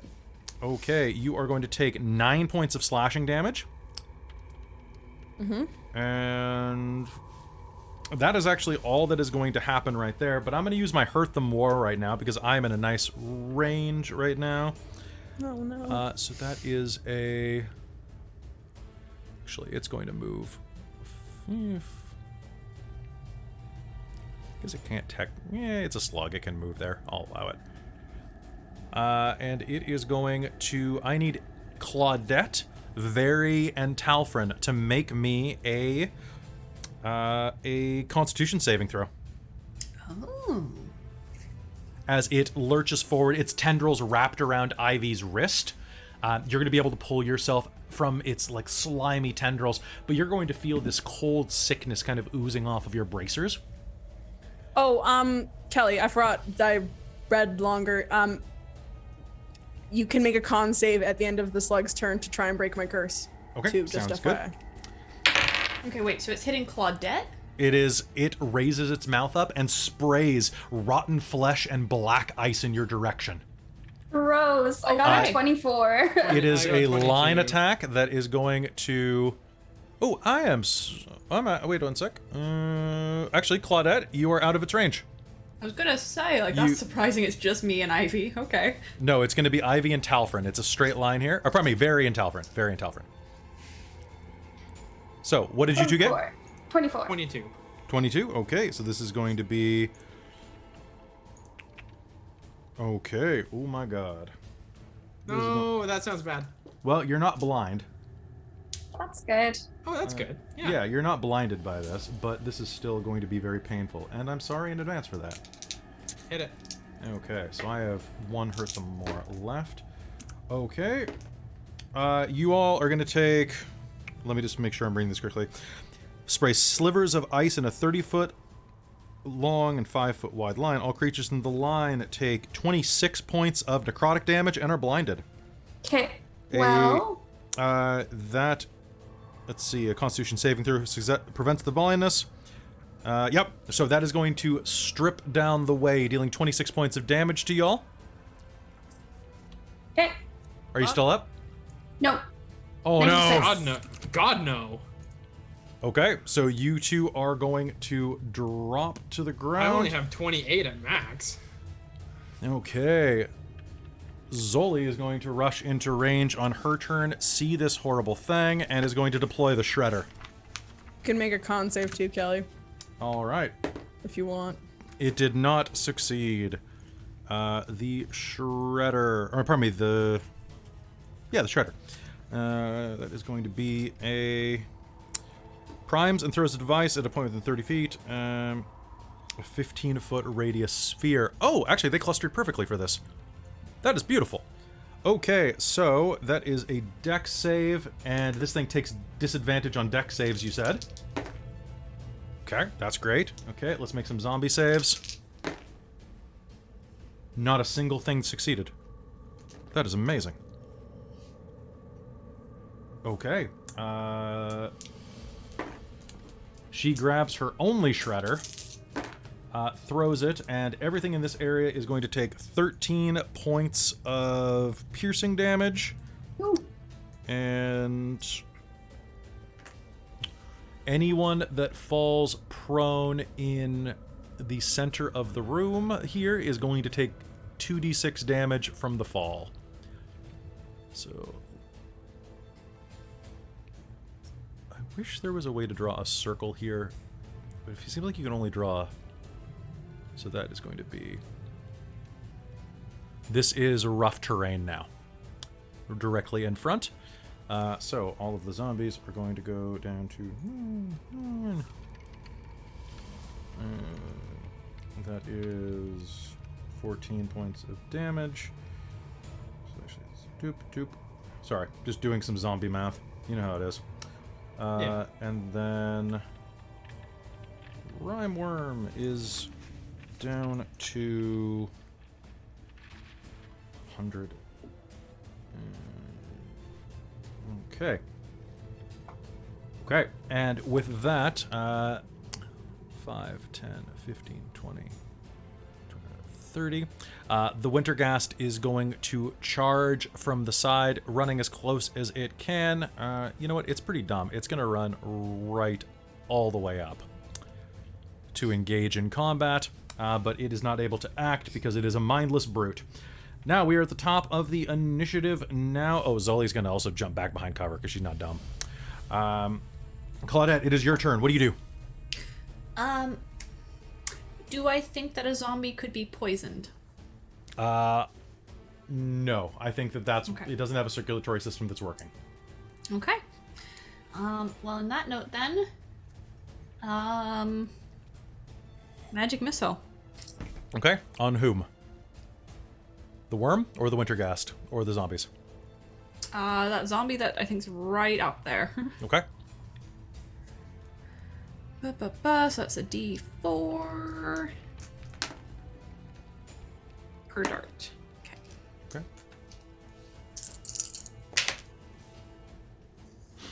Oh, hot damn! Max damage. Okay. You are going to So, slam into it with your bolts. Here we go.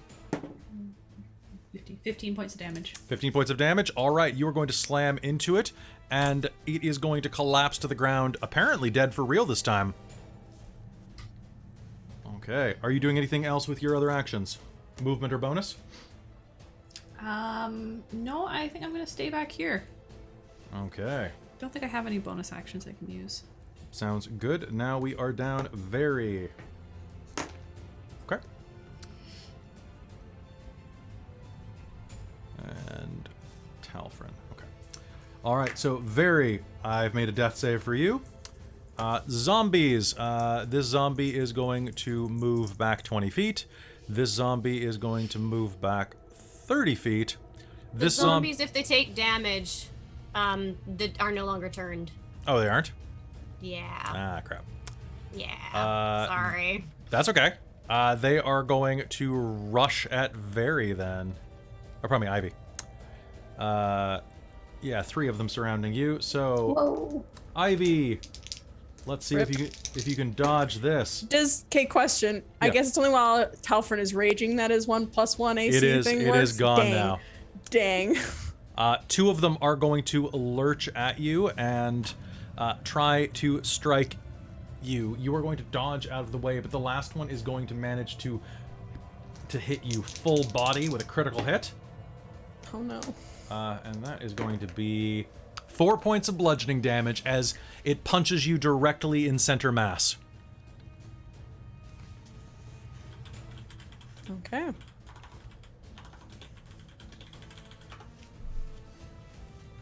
Okay, now we are down to Ivy. It is your turn. What do you do? 3 zombies and the Wintergast are surrounding you on all sides. They surge at you. The Wintergast hisses coldly. This is not great. You are in a bad situation. You are flanked by 1 downed ally and another just behind you. That's concerning her, but she's also a little surrounded at the moment. So as a bonus action, she's gonna take her scimitar and do the old cutty on her forearm and ignite her crimson right, and her blade will surge with lightning energy. Oh, that's so nice. I only take 1 damage from That's my always dice. good. That's always nice. We're down to beep. It's scary. And yeah, she will make an attack on... Titan. Yeah, exactly. I think she we'll go for the Widowgast. All right, the Actually. Wintergast. All right, make The me an attack roll. Wintergast. Make me an The attack roll. Wintergast.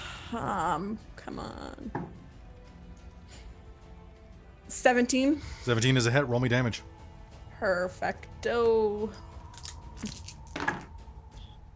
Okay, that's going to be 8 points of piercing damage and 2 points of lightning damage as she goes and tries and stabs it in the face with her scimitar. All right, it jolts back. This thing is bloodied.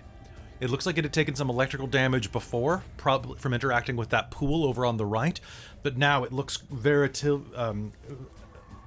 verifiably bloodied and damaged as it snarls in your face. Kelly, Yeah. quick note. I was just reading up on the homunculus. Mm-hmm. If I am incapacitated, it can take any action and Okay. not just its base dodge. So I'm wondering if Yeah, if we'll I hop can back make to you an in a sec. attack with him when I'm All right, good. Ivy, are you doing anything else with your round, or is that it? No, that's it. Use my Okay. action, my bonus action. I don't want to move right now. That's Fair. All right, so Talfrin is unconscious. What is Crux doing? So he's going to come up to here, just a little bit further up, and he is going to make a force attack Okay. on the Vintagast. Okay.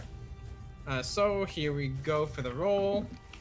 That's going to be a 15 to hit. Okay. That will be a hit.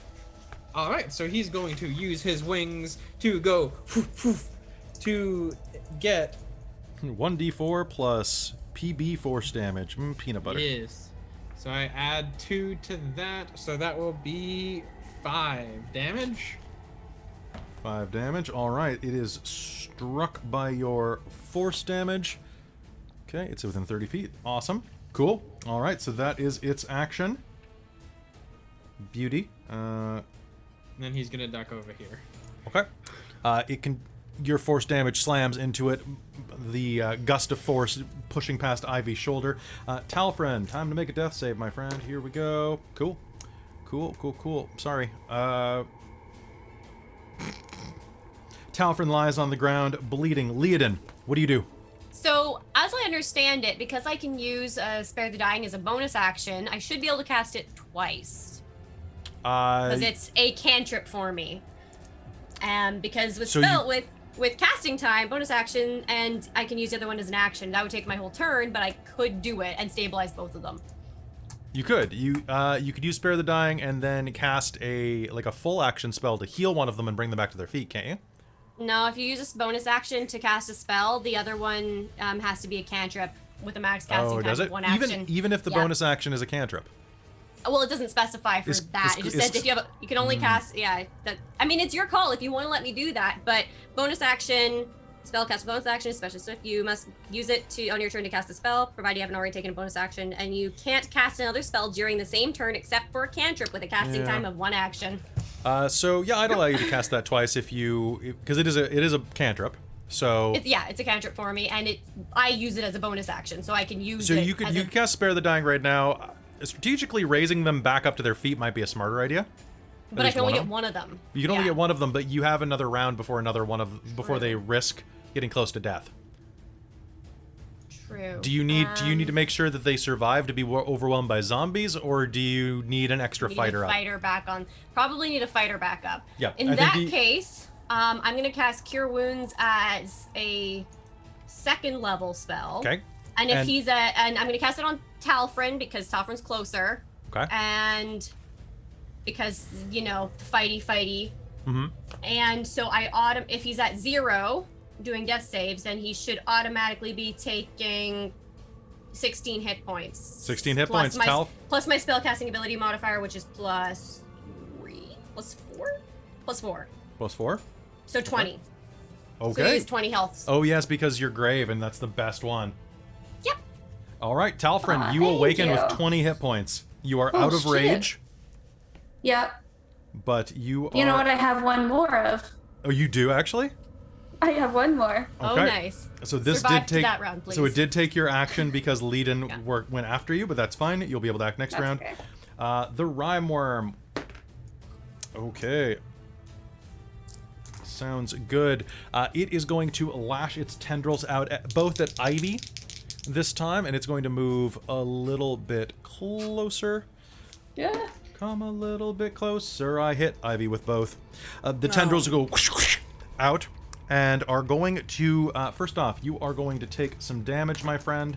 You are going to take you're going to take 14 points. Bye, she's down. Is she down?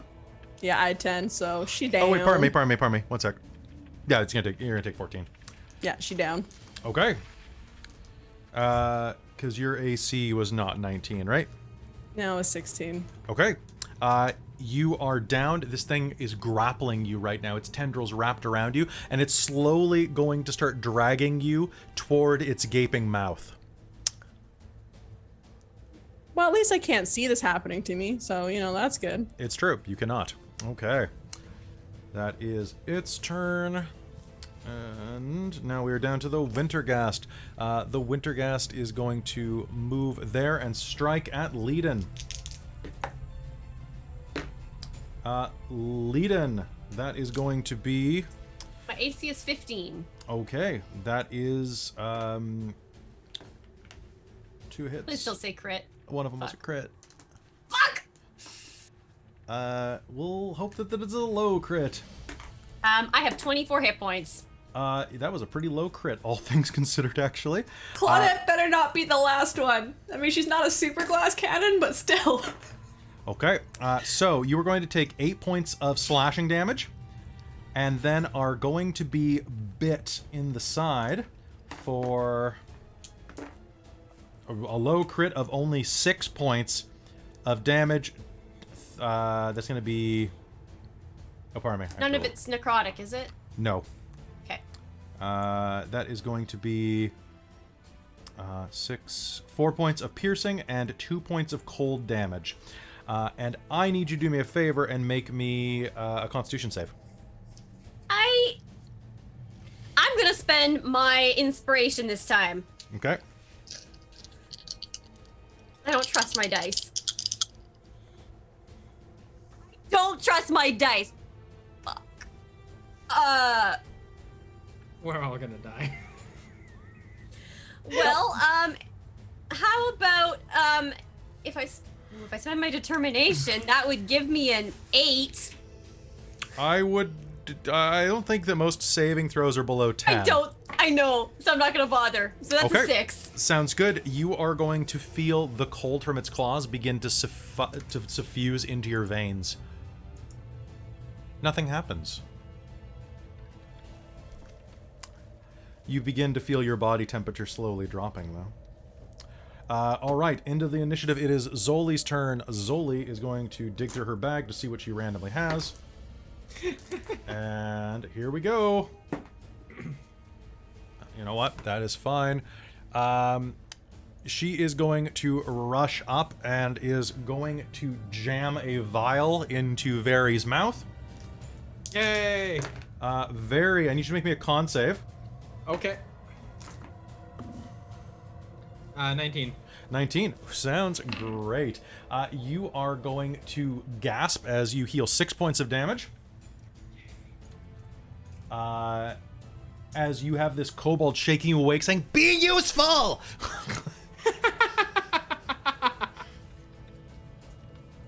And one moment.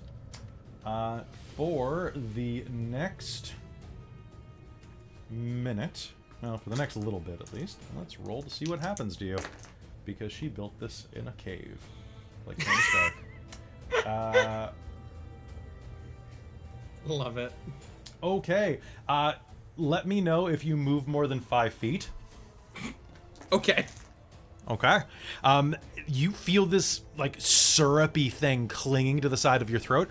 Claudette and Leiden, as this happens, you see the kobold, like, pouring this kind of yellowish, ochre-looking jelly down Very's throat. It almost looks like a banana pudding. And, Very is going to kind of, like, lurch up. And you're going to notice that, like, her limbs are acting kind of weird. Like, she's shaking and moving a bit too much. Be useful! All right, top of the initiative. It is Claudette's turn. Claudette, what are we doing? Claudette's gonna shriek. I'm not actually gonna do it, but she's gonna shriek. She shrieks, eek! Well, just because Leonin just got hurt badly. This is horrifying. And she's gonna cast on the slug thing. Okay. Scorching Ray, initiative. Or not initiative, inspiration. On one of the hits. Okay. Okay. This is a lot of d20s to roll. Yeah, I think you have 3. Yeah, plus the initiative one. Ah, yeah. Initiative one got me a nat 20. And the other ones are going to be with bonus 22 and Beautiful. 21 to hit. Those are all hits, I believe. So that was 20. Okay. That was a nat 20, 21. Right? 21 and 22. Those are definitely hits on this thing. Okay, I need my d6s. Am I right? Does someone have a drama bomb in the chat?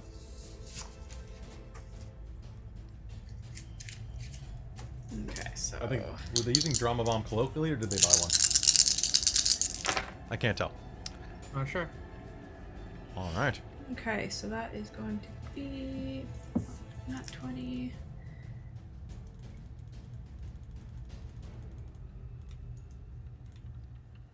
Oh, someone just bought a drama bomb. All right, what is dramatic here? Okay. I mean, this is a pretty dramatic situation.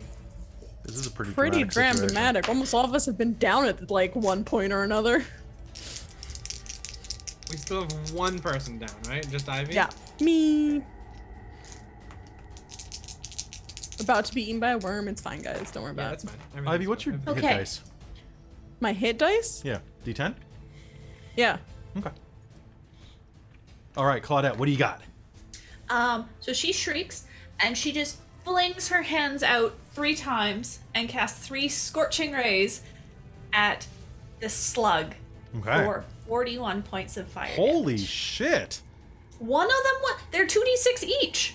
That's really great. Because there are 3 separate attack rolls, and one of them was a double for nat 20. All right, so that is going to strike in the side of it. It doesn't look like it's particularly vulnerable to this, but that much damage is going to scorch it and actually is going to burn away one of the tentacles that is pulling Ivy in toward its mouth. It's still holding on with one, but it looks like it's halted that motion.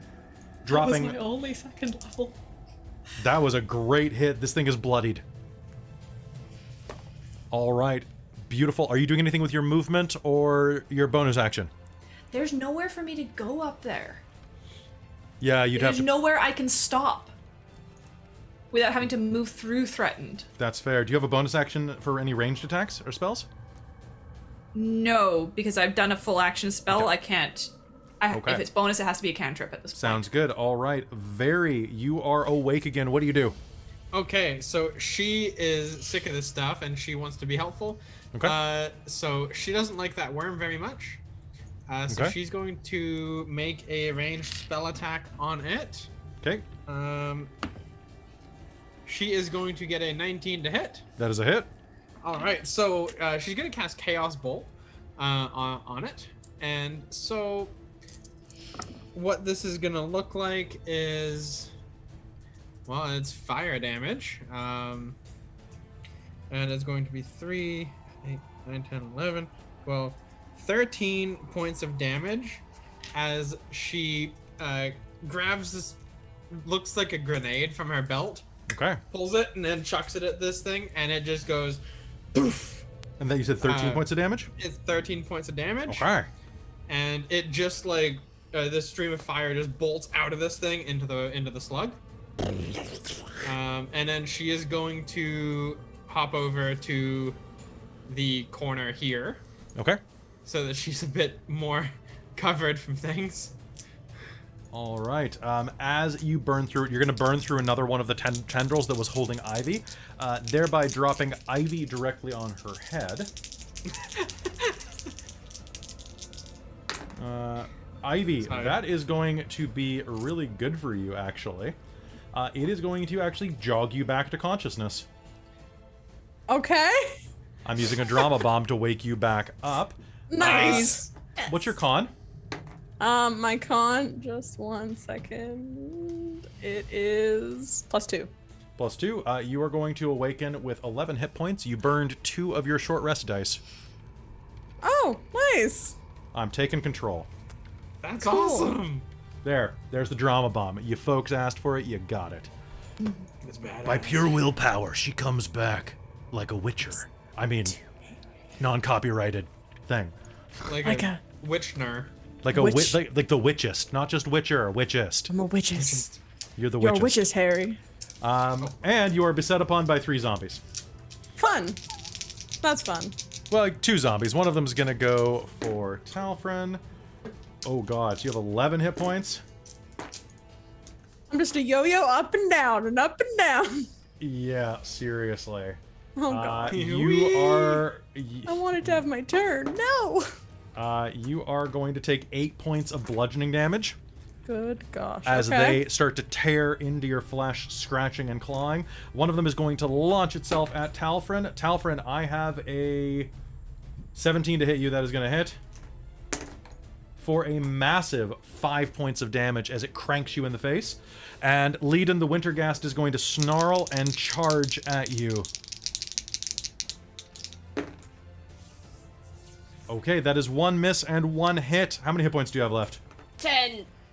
Oh boy. Jesus. Oh boy. It's the claws lash out at you. Oh, that is so good. You take 9 slashing damage as it claws into you, and I need you to make me a con save. Oh, no. So crazy.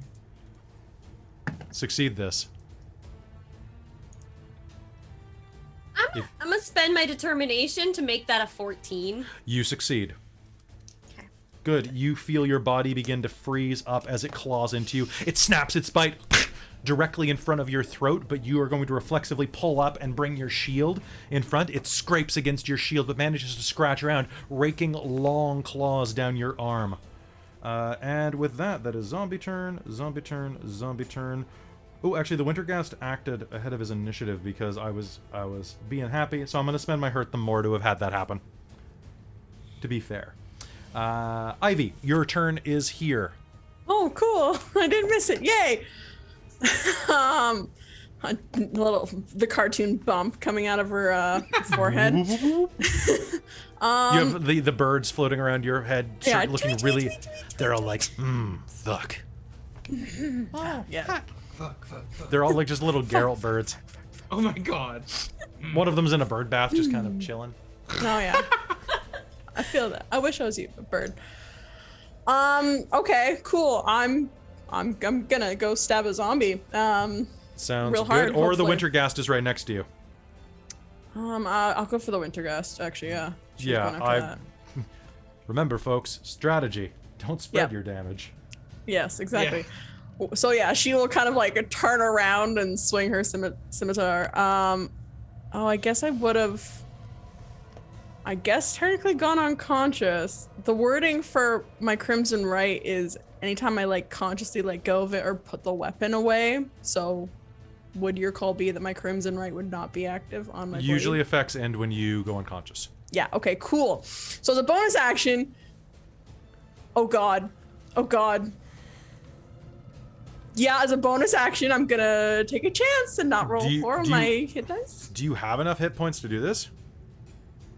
I have 3. I probably shouldn't. No, I have 3. You have to roll a d4? Yep. Yeah, because you have a 50% chance of knocking yourself 50% unconscious. chance. Yeah, that's true. That's stupid. Yeah, no. So I won't I mean, do that. your call. If you want to do it, you no, can. I won't. I was thinking if it was The chat's not saying 50%. Yeah, I know. I probably won't. I won't Always do that. listen to the chat. Wait, no. No. So I will do that. I'm gonna spend my inspiration to roll with advantage. no. Okay. So yeah, with my 3 hit points, Ivy looking very confused and battered, and the Geralt bird's going fuck. That's a you get crit, one? baby. All right, roll me double. Roll me double. Alrighty. Oh shoot. Yeah, I've been forgetting to do things with my freaking sword again. For one, I rolled I forgot to add my +2 every time. Fuck. Oh, okay, cool. So it's 2d6 plus your strength. Yes. Wasn't it a Or dex. finesse weapon? Yeah. Yeah, strength or it's dex. finesse. Yeah.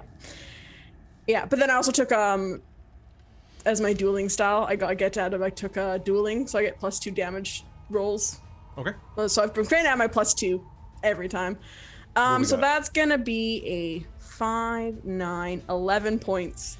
11 points piercing. of damage. You're going to slash its fingers off of its right hand as it leers back to scratch you. Its fingers are going to drop to the floor and begin wriggling around like small icicles of death. It is going to scream directly in your face. Do you have any other actions you'd like to take?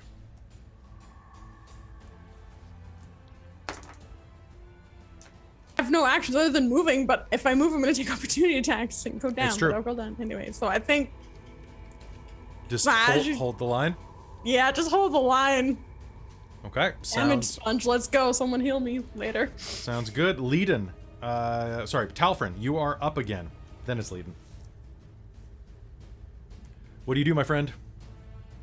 Oh, hide back up. I think it's time to rage. Sorry, I have to go back to the screen.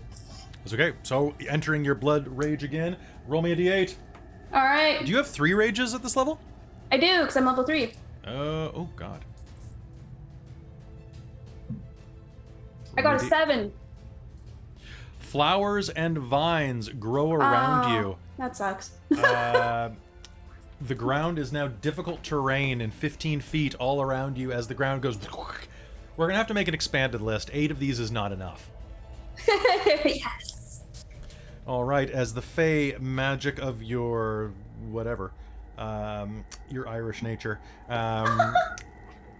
Oh, I guess true, yeah. It's basically Celt magic, right? That's This is true. Celtic bullshit. Happy St. Patty's Day. Suddenly, vines are going to erupt out of your feet as you enter a rage, and do what you're going to do. All right, I'm going to try to slash that thing in the face in front of me. Oh, I really want to 8. All right. Watch 17. 17 is going to be a hit.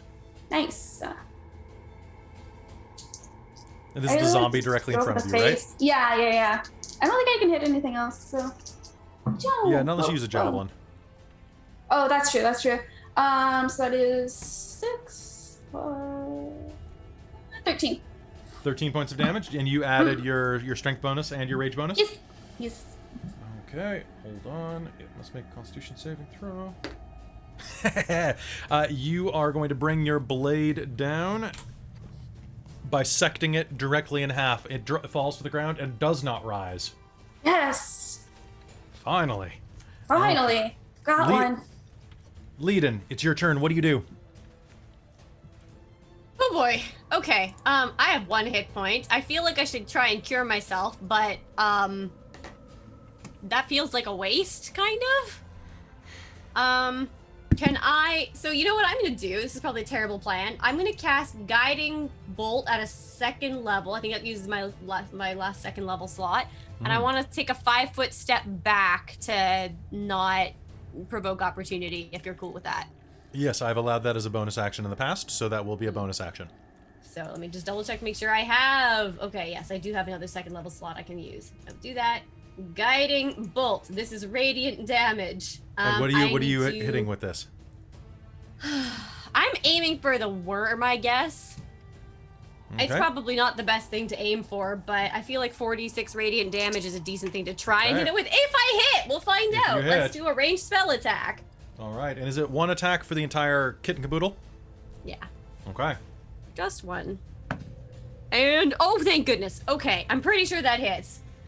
Because I'm pretty sure I add like 6 to that. So that's a total of 24 to hit. That is an absolute hit. Roll me damage. Awesome. So I'm rolling at 2nd level. I do an extra 1d6 radiant. So that's gonna be 5d6 radiant damage. Please work. All right. So that's 10, 15, 16, 17 radiant damage, and the next attack towards it,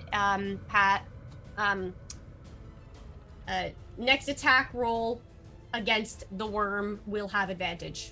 All right, sounds good. It is going to take its turn now, and is going to.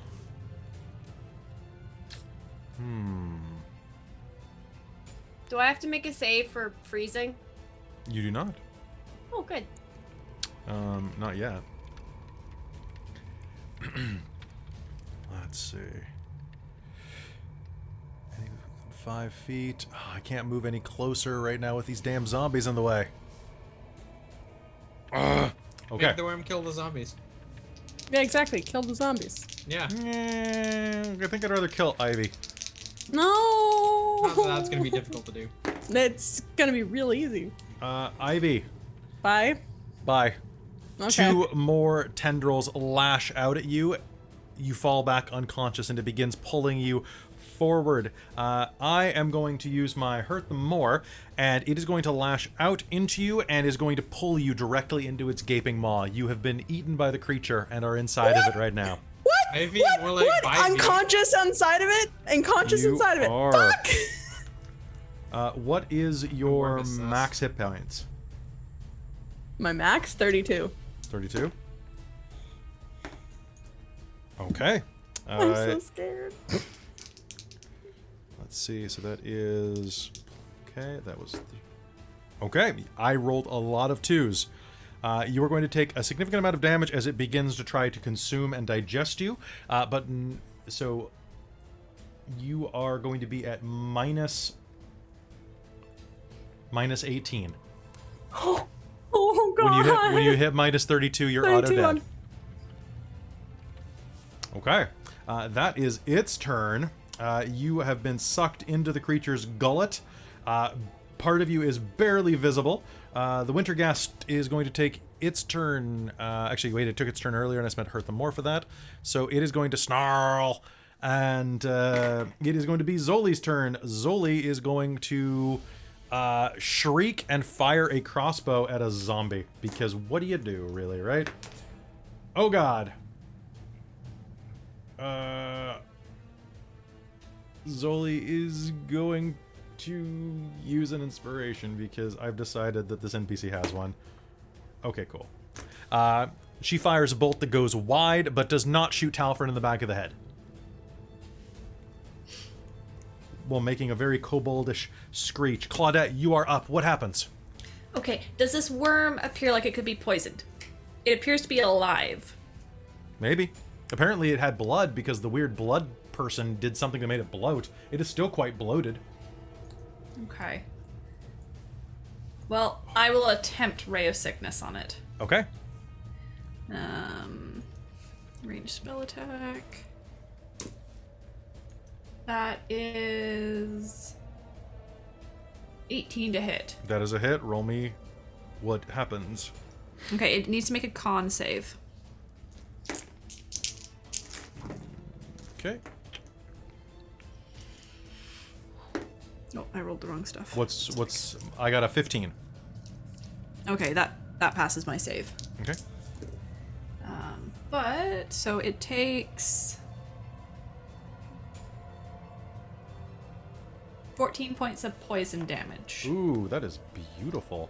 But it is not poisoned. Okay. It does look kind of green around the gills, or horns, I guess, as it starts. It's bloated and feeling kind of sick. You know what? Actually, does your effect end if you're unconscious? The supernatural bloat. Yeah, when I fall unconscious, it'd be gone the first cool. time. All right, cool. Just wanted to make sure because I would have given this disadvantage because it probably would be feeling kind of sick. It says it does for a minute. Like I have to go do some more reading on how the curses work because it says it's a time thing. You know what I'm gonna do? Well, if it doesn't have a concentration save on it, they generally say if it has con on it. It's not. It's just it says it would last my end turn, and then if I amplified it, which I did, it was a minute. Because someone just spent a drama bomb, so what I'm going to do instead is I'm going to give it disadvantage and say that your effect is still on it. Cool. Okay, I'm going to use the drama bomb to do that, which means that it failed its con save. It is now poisoned. Yeah. At this point, it's going to Just gonna puke her roll up. to deal with this, and it's gonna botch, and it's gonna vomit Ivy 15 feet toward this hole. What? So this is the better option. Ivy, it is sickened. It's going to disgorge you, and you are going to flop to the ground over on the other side of the Wintergast. No longer being digested, though. You're welcome.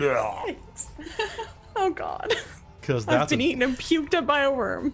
all right. Claudette, anything else you're doing? No, I still have spell slots, so I'm gonna hang out back here still until I have to get in close and use Blade Sing. All right, Very, it's your turn. What do you do? Okay, so, she is going to actually toss another. No, she's gonna firebolt the Wintergast. Okay. So she is going to make a ranged spell attack. Okay. She is going to get a 19, and it is going to do things like that's a D8. This is a D10. It is Okay. going to do things like take 9 points of damage as she levels her little hand flamethrower and shoots a gout of flame at this thing. Flames are going to rip across the room and strike into the Wintergast. It is going to explode as flame slams into it, dropping it to a shrinking mess. However, I need everybody inside of range of it, which means everyone except for Claudette, to make me a con save from the smell. You are exempt, Ivy. 23. 23, good.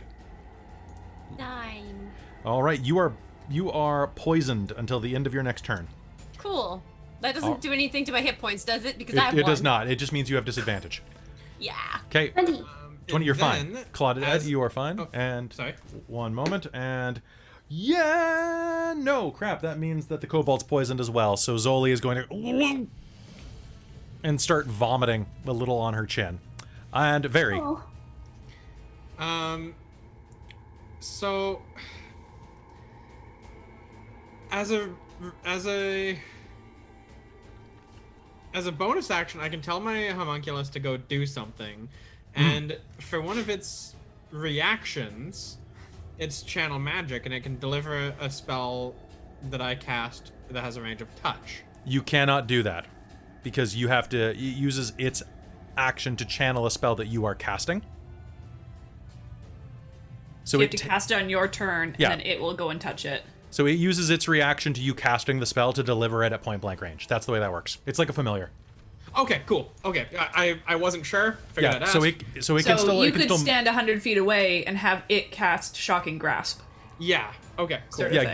thing. Get it a cloak of invisibility and have it spook up behind people, and just start delivering shocking grasp on their butts. Yeah, which because I can also cast Spare the Dying through them. So. That's true. That's true. So you can send it forward, and basically you can have it. A couple of ideas. You could send it double moving down this corridor past the zombies, and it would take attack of opportunity from one of them if it did that. But yeah, you could all. What do you feel like doing with it? I guess is the better question. Well, I was gonna see if I could go Spare the Dying on Ivy. You can. but- You'd have to stop right next to the zombie. It wouldn't provoke, but you would next round. Well, you would have. It would be in range for it to hit it. But what's more important, your rabbit or Ivy?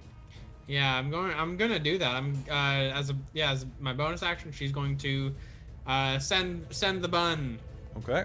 I mean, you could always leave it, because it has movement, right? So you could always leave it 5 foot back, and then it's close enough to touch Ivy on its next turn with that spell. And it can use it can So are you having it go up to Ivy and cast it right now? no, because I have to use a bonus action to tell it to move. Oh, So I okay. can't use that bonus action to also cast. Okay. So where are you sending it? I'm gonna send it up to Ivy. Okay. So up right next to her. Okay. Yeah, because I'd have to tell it to move either way. Okay, sounds good. All right, one of the zombies is going to take a swing at it on its turn. Here we go. What's its armor class? Its armor class is 13. 13. That's a 9. That's not a 13. Okay, it takes a swing at it. The other one is going to step forward and take a swat at Talfrin. Talfrin, does an 11 hit you? Okay, then... Negative. Okay, zombie. Ivy!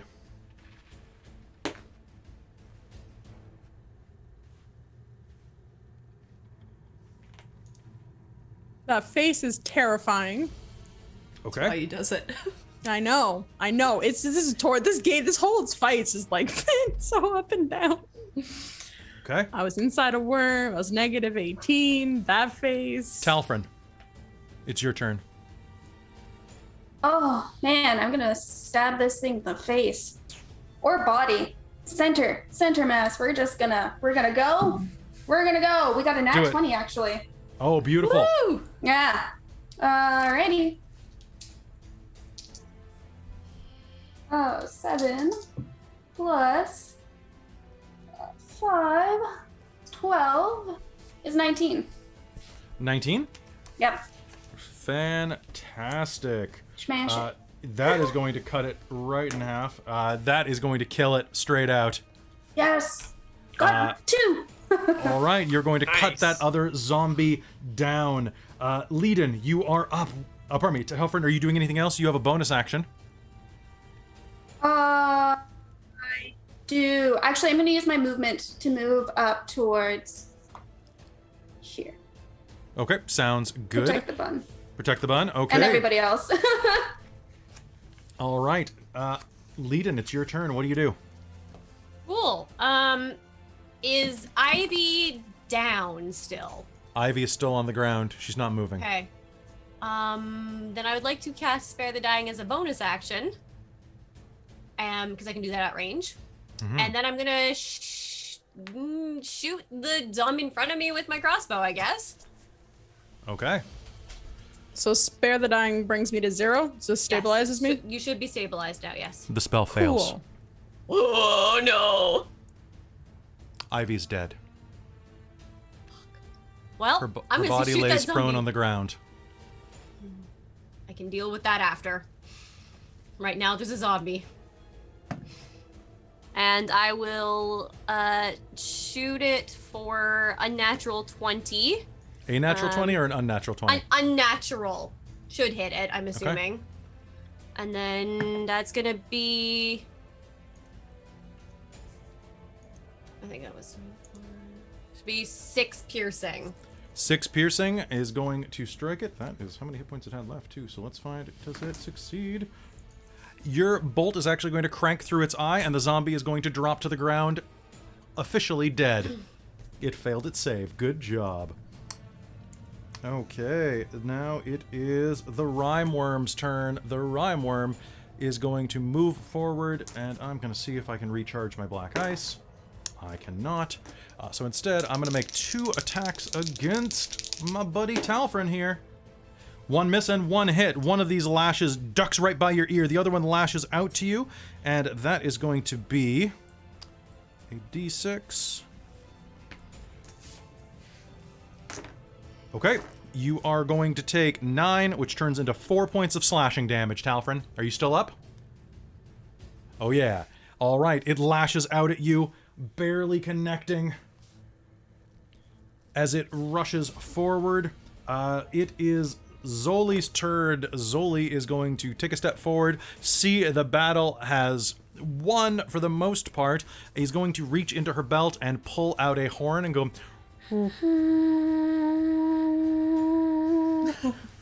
And as that happens, you are going to hear the sound of electricity stopping.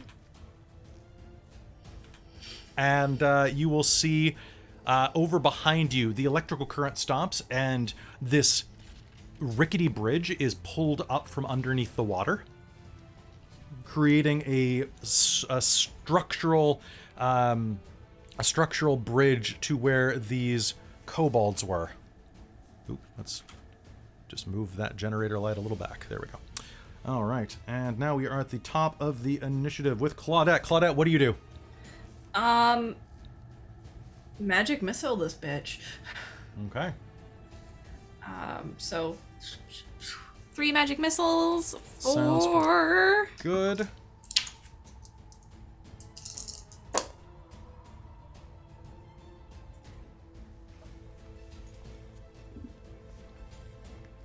Points of damage, please.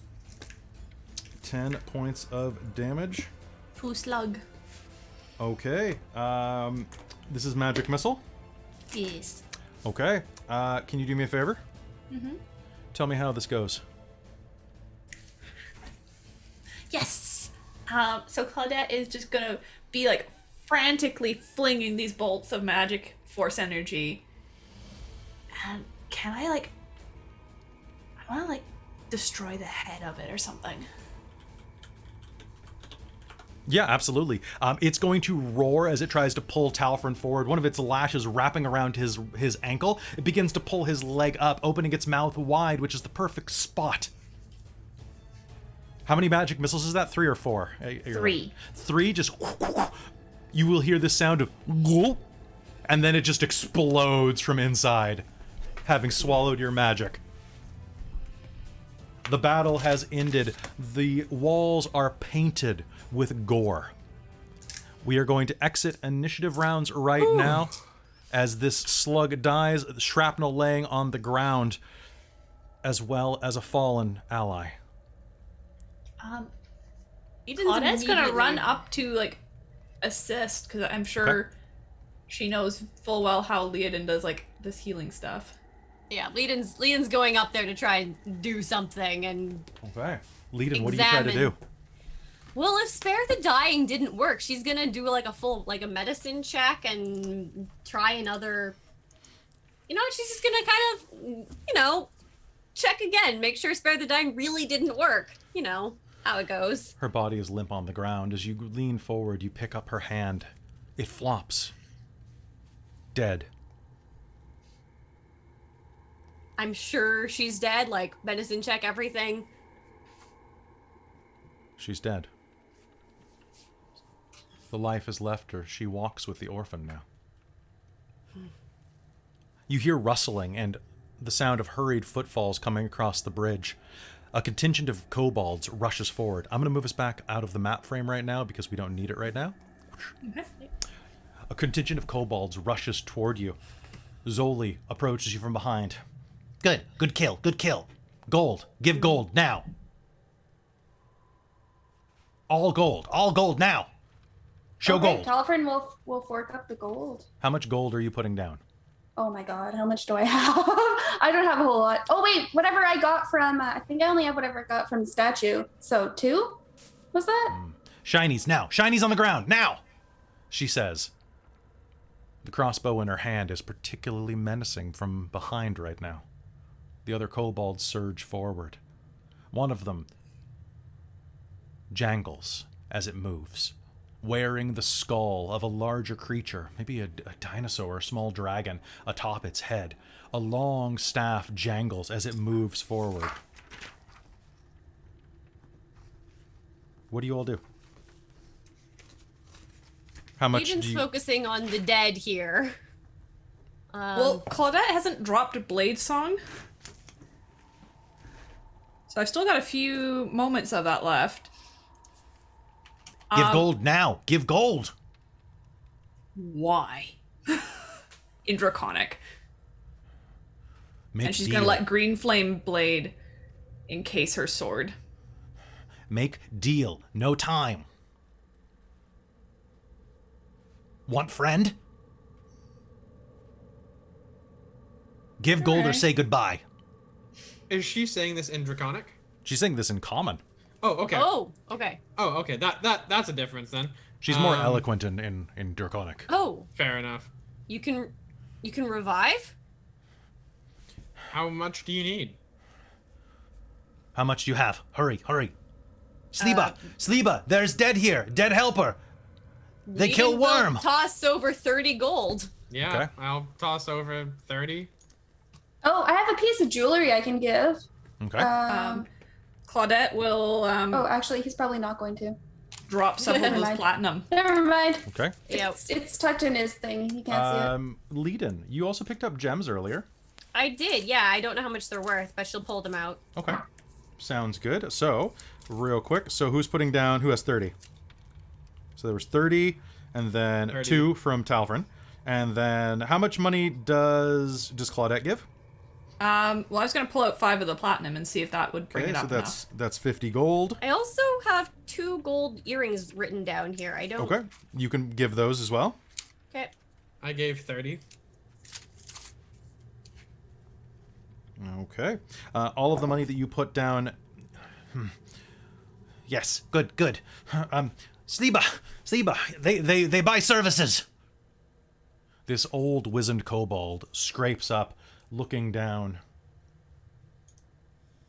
In Draconic, it says, Why should we help? Surface dwellers. They hates us. They hunts us. They chase us into the caves. Can Claudette respond? yes, you may. What do you say? She'll respond in Draconic with, and we just saved your caves for you.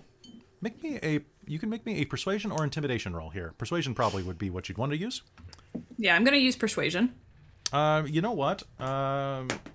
Because, like, she's not trying to intimidate per se, but she's just angry. I'll let you do this without disadvantage because you are being aided by Zoli. Okay. Okay. 22. 22. Yes. Her charisma's fairly good. Sliba, the old kobold, leans down and picks through the pile of gold.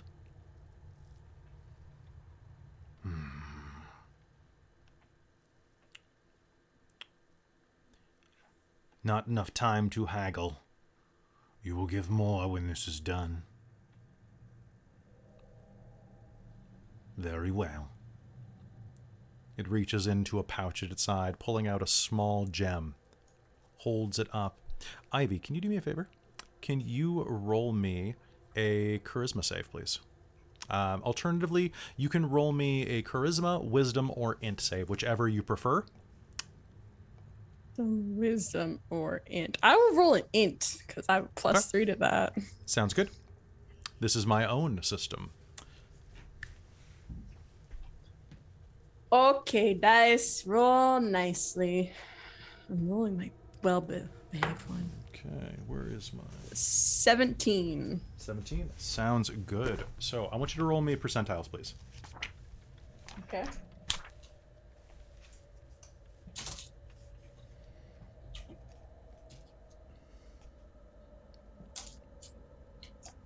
Hunting for some D10s. I was not expecting to use them. Always have the Okay. full sets out. 15. 15? All right. You are... okay. Roll me a d10. 6. All right. Sounds good. As the shaman leans over, holds up the gem, and the entire thing just ignites. The stone burns away in white light into nothing, into dust, which sprinkles over Ivy's corpse. Nothing happens. Stillness hangs in the air. Nothing happens.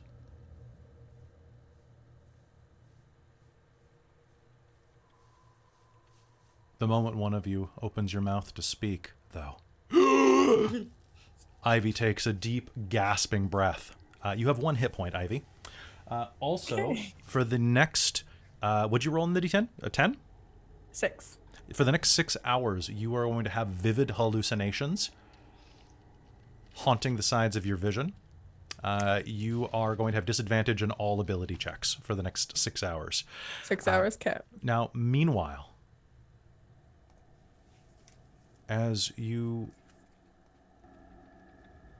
laid dying and then dead,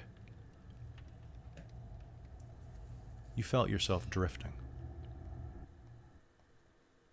You can't remember where you were. The ground around you was made of mist and blackness. Black mirror, black ice, all around you. Except a single pinprick of light ahead of you. A doorway, wreathed in gold. No door, just the frame. The mist seemed to billow out of it, giving birth to the cold, dry air around you. You approached it, seeking some light. You felt weak and confused. Beside you, you felt a shape move in the darkness. And then beside you, you felt warm, strong fingers grasp the side of your wrist. The person standing beside you is a boy, a man, a juvenile, maybe 14, 15, humanoid, naked, but not ashamed. The skin is made of gold or bronze. In this light, it's hard to tell. Looks like it was crafted from solid metal, though. Glows slightly. He looks at you with dark eyes, pits in the side of his beautiful, cherubic face. Curls dangle around his cheeks, chin, and stretch toward his shoulders. His lips do not part, but you hear his voice. Have you come to walk with me?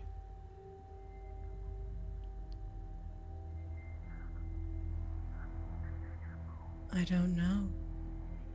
If you do.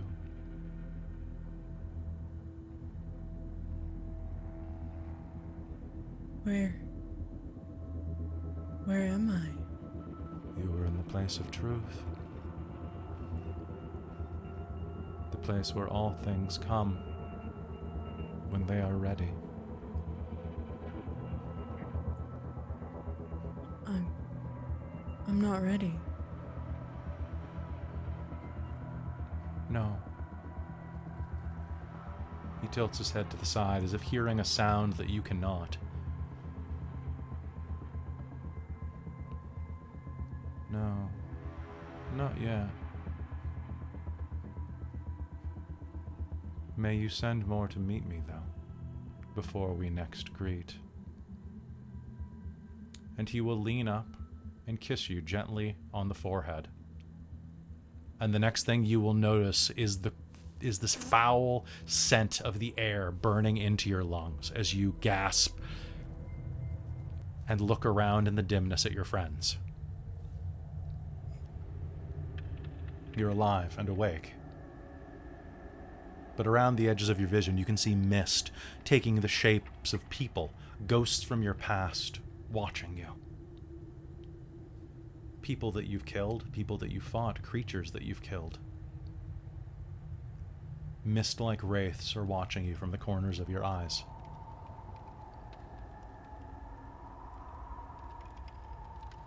All right, and Ivy is awake again. Easy, easy. An ancient kobold with a skull helmet prods you in the thigh with its staff. You, give gold. Pay for service. Yeah. Take it all. And she will hand over her whole How much gold is that? There is, let me find, where's the other sheet? There is 76 gold and 10 silver in her bag. Okay. 76. She will hand it all over. Sounds good. they will pocket it all and go, Good. You do good thing here. he says, or they say into Chronic. May we... Thank you. She'll lead him a look around at the kobolds and be like, may we rest with you for a while? Zoli will say, Come back down to Other Cave. Okay. Other Cave is safe for now. Okay. And Leiden will slap herself with Cure Wounds and then assist Ivy. Yeah, Telfrin will take the other arm if we're doing that, like... Yeah, I think so. Yeah, hoist up. The kobolds from the southern tunnel will arrive as well and begin to rejoice, running past you and moving to the rest of the group. You see another kobold dressed like Zoli running across the bridge, smiling, wearing a pair of goggles over his eyes. They smile at each other very fangily. Zoli will guide you back down into the cavern, the awful smelling one at the base. But it's a place that you can rest. All of you can rest up down here. Are you doing anything while you're there? Leiden's also gonna use a Cure Wounds or last spell slot on Ivy to heal her for 4 hit points. Sounds great. Sounds amazing. So we're doing short rest. I lied. Sorry. 10 total. Oh, cool. Awesome. I gave you my spell, my modifier. Oh, your not modifier. The dice. I'm like, I have to add this number to something. Oh, beautiful. Now 10. stiff breeze won't 10. kill me. 10 right. hit points healed. How long are you resting down there? Just long enough to This catch is your breath? essentially what we needed to do to... Yeah. To clear the track. And in fact, as you are waiting down there for a few minutes, already you can start to see that your breath is no longer steaming out of your mouth. We should And- potentially just head back. All across the tunnel, you hear the sound of dripping water.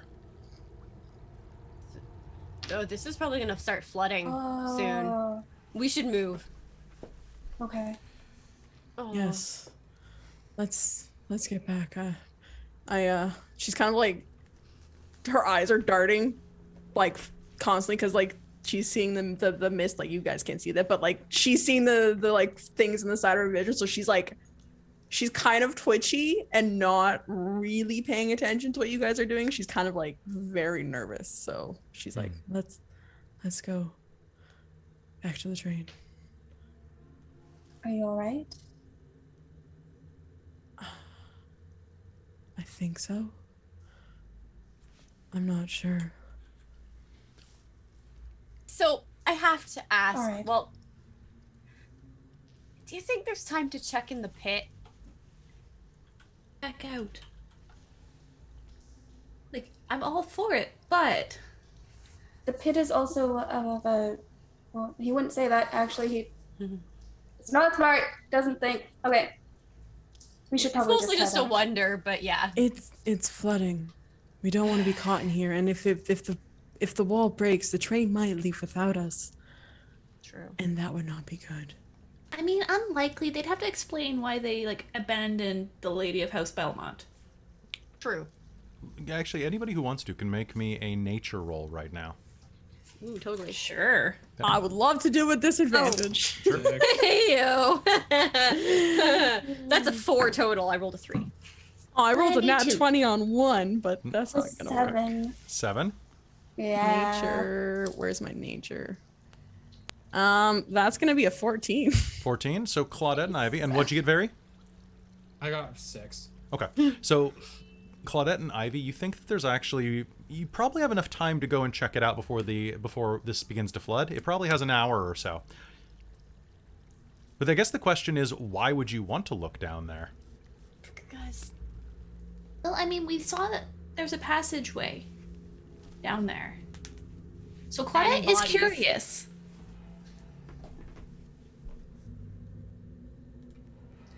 Well, I mean, ice actually doesn't melt that fast. No, at the rate it's dripping, we might have long. We Not. could check it out too really long. quick. How will we Hey. get back up, though? I'm not gonna We be have a able to rope. help with much. I have a rope. I have a rope. I can pull you up. Very I will as probably sit this out. as you're walking, you are feeling really weird. Randomly, you're going to notice that your limbs start doing things you don't ask them to do.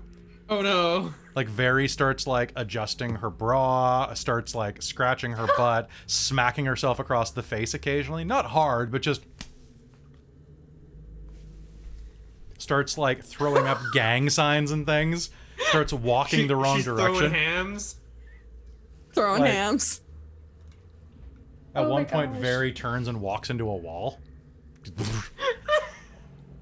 Is she Ow. okay? Are you alright? Normal. You Is can make this me just a another con halfling save, thing? Veri.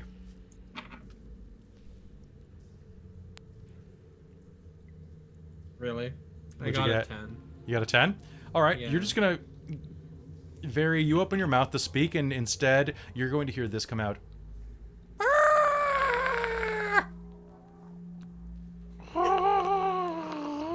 So she's This- got like magical ticks right now. Is that what's happening? I'll explain what's happening when it's done, but basically you hear this kind of bubbling scream come out of you.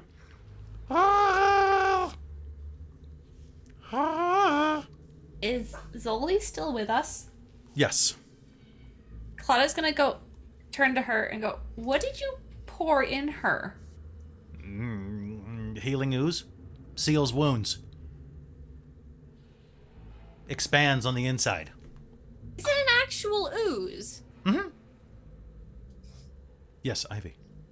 I was just wondering, would Ivy, because the orphan is fairly well practiced Yes. so would she have recognized the orphan? Probably. Okay, cool. Yeah. All right. Sweet.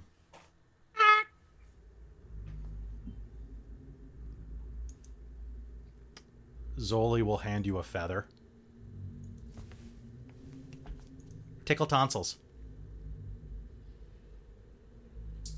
I think she wants you to throw it up. Tickle tonsils. Tickle. So make yourself puke. Use feather. Very useful. Very useful for poisons.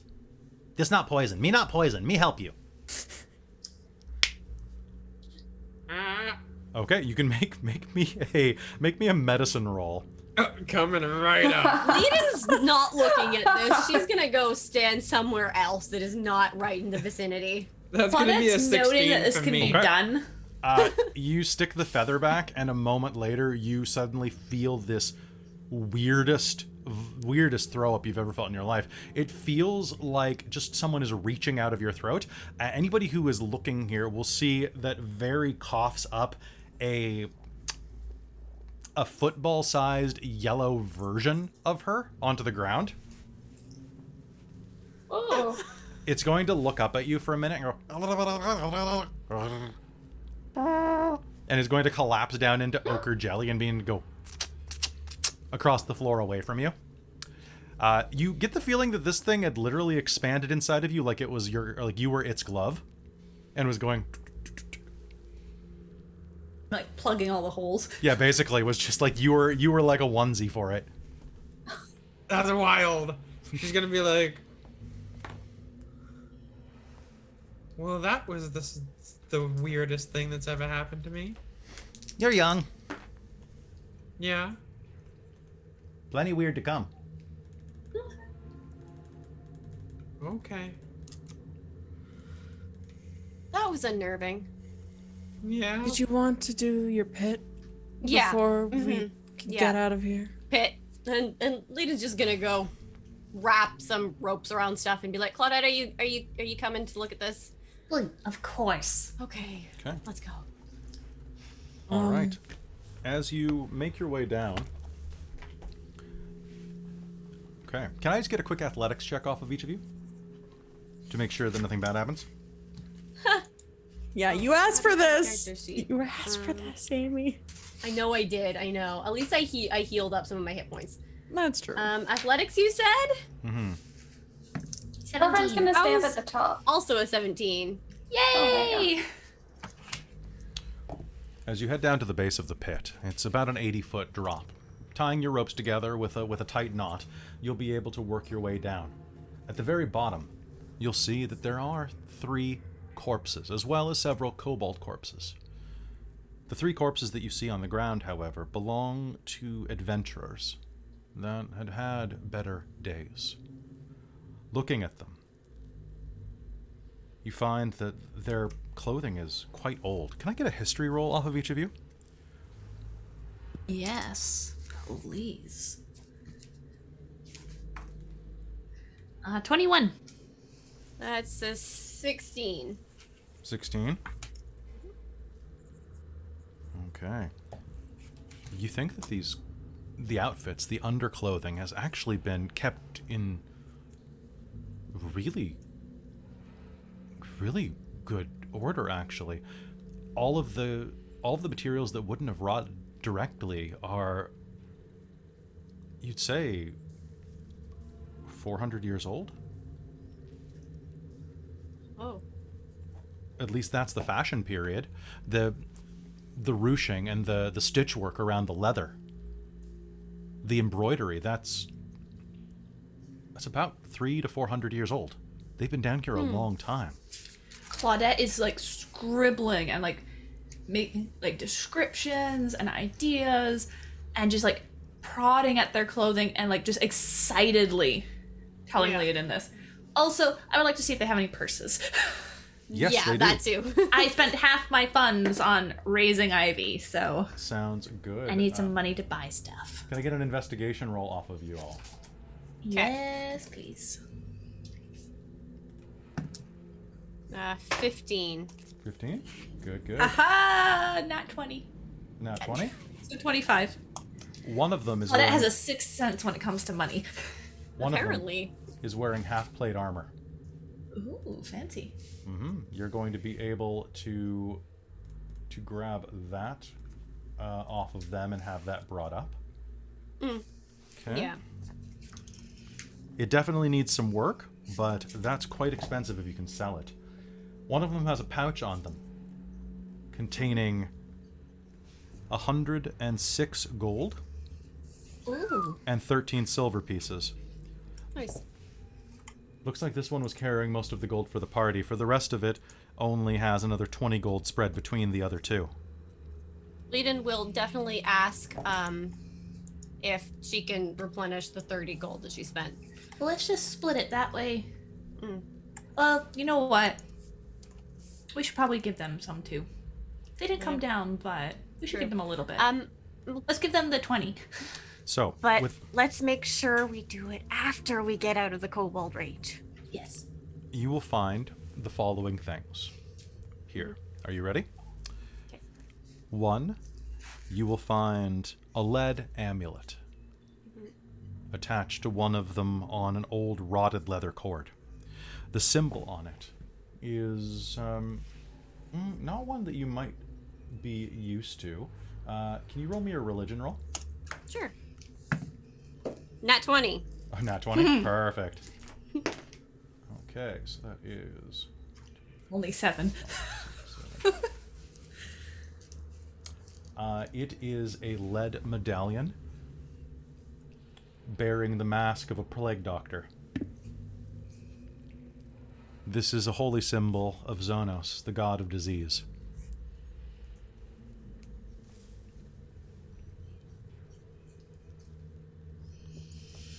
Most of his worship is banned, but sometimes there are clerics of neutrality that do it, basically to act as doctors. As well, you'll find the following things. A vial of oil, marked with an insignia on the side of its steel tube that identifies as it a vial of sharpening oil. You'll find a tinderbox, a cheese wheel still intact from the fall, Woo. Lunch. 2 vials that have survived, several broken ones.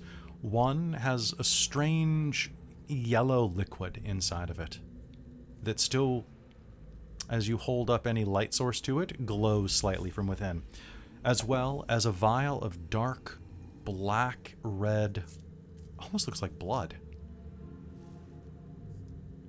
You will also find a pair of dice.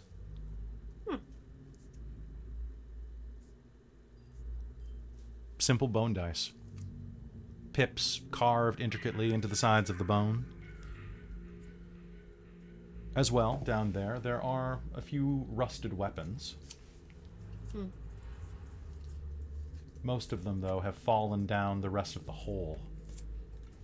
But you will find that there is a rather ornate dagger lying there.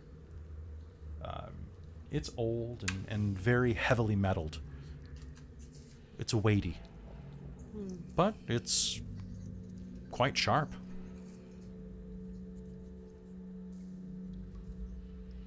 It's engraved with several dwarven runes. In fact, one is a symbol of the forge at the base. A six-spoked wheel with an upright hammer in the center. The symbol of Gren.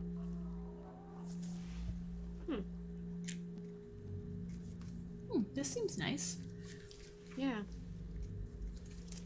And then that is what you are going to find on them. That's actually quite a bit. Yeah.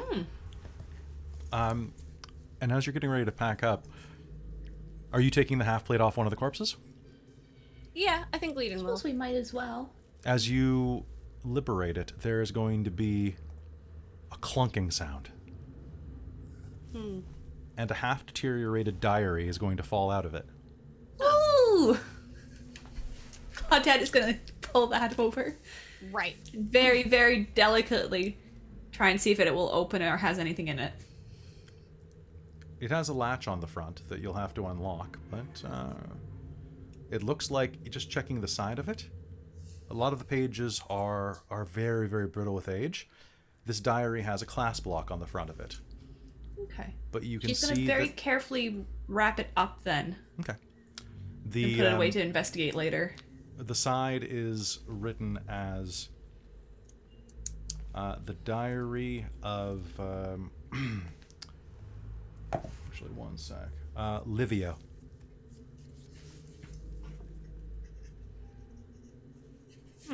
How'd you spell that? Livio. All right.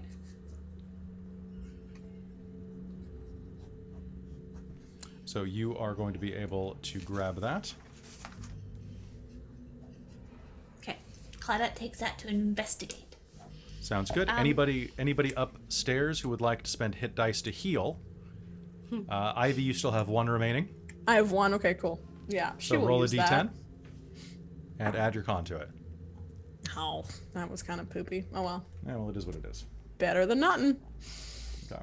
Yeah, I'm gonna spend 2. Okay, sounds good. Very, you gonna spend any? Yeah, I'm gonna spend 3. All right, spend it all. So 18. To half health now. Woohoo! Feeling good. Feeling good. 39. Still got shadows in my head, but it's feeling good. Somebody has to. Somebody needs shadow in their head, yeah. Oh yeah. It's true. All right. Before long, after you're done resting, you'll help Claudette and leading up. I'm assuming you will, anyway. You won't just abandon them down there. Yeah. Bye guys. We'll tell Give them me the the truth. lamp. You died. Yeah, exactly. Hand me the lamp. Yes, exactly. Ah, well. Yes. Well, if they say like they need a hand and found a bunch of stuff, be like, yeah, can help pull you up. So there's some plate down here. I think we can sell it. Well, that's good. sounds good. I feel guilty for all of you. I'm assuming I wasn't just the only one paid. I know resurrections are expensive. Oh yeah, no, I put 5 platinum towards it. Thank you so much. I appreciate it. We haven't known each other for very long. Oh, Widge, when we get back to the train, I'm sure there's enough room. I would like to invite you all to sit with me. I'd like to get to know you better. Yeah. Thank you. That'd be Sure, nice. there's plenty of space. I'm sure they won't object. Thank you. Does anyone have a... Does the train have any sort of bathing facilities? Your car definitely does. Oh yes, of course. Good, because I have worm vomit all over me, so I would like to have a Yes, you nice do smell a little shower or strong. bath or something. I'm sure that can be arranged. Thank you. Is there any last thing that you're doing down there? Looking around to see if there's anything like down here otherwise that shows what might happen down here, or besides potentially the adventurers. Just the adventurers down there is what you're going to find. It's too long. There's no real trace of what happens beside the fall, and some of the damage that they'd suffered looks like from something far more violent, though. Even the plate mail has deep gouges in it, made by long, serrated claws. You have no idea what could have done this, though. As you're glancing around, you will see that as far as proof of what happened down in the tunnels tonight, there is the badge of office of the halfling that you found in the first room that you could bring up, a sign that the engineering party came down here and was killed. Oh, yes. Oh, yeah. Vari's got the. I believe you the did work take that, order right? and everything. Yeah. Cool. Yeah, she has the work order and she has the ID. Okay. Yeah, no, if it had been left behind, Claudette would have picked it up. Was there any money on the halfling corpse? Ivy's broke now, so she's like, I need money. I don't believe there was. No. There was Dang not. it. No. Yep. Dang it, okay. And with that, you slowly make your way up, up, up.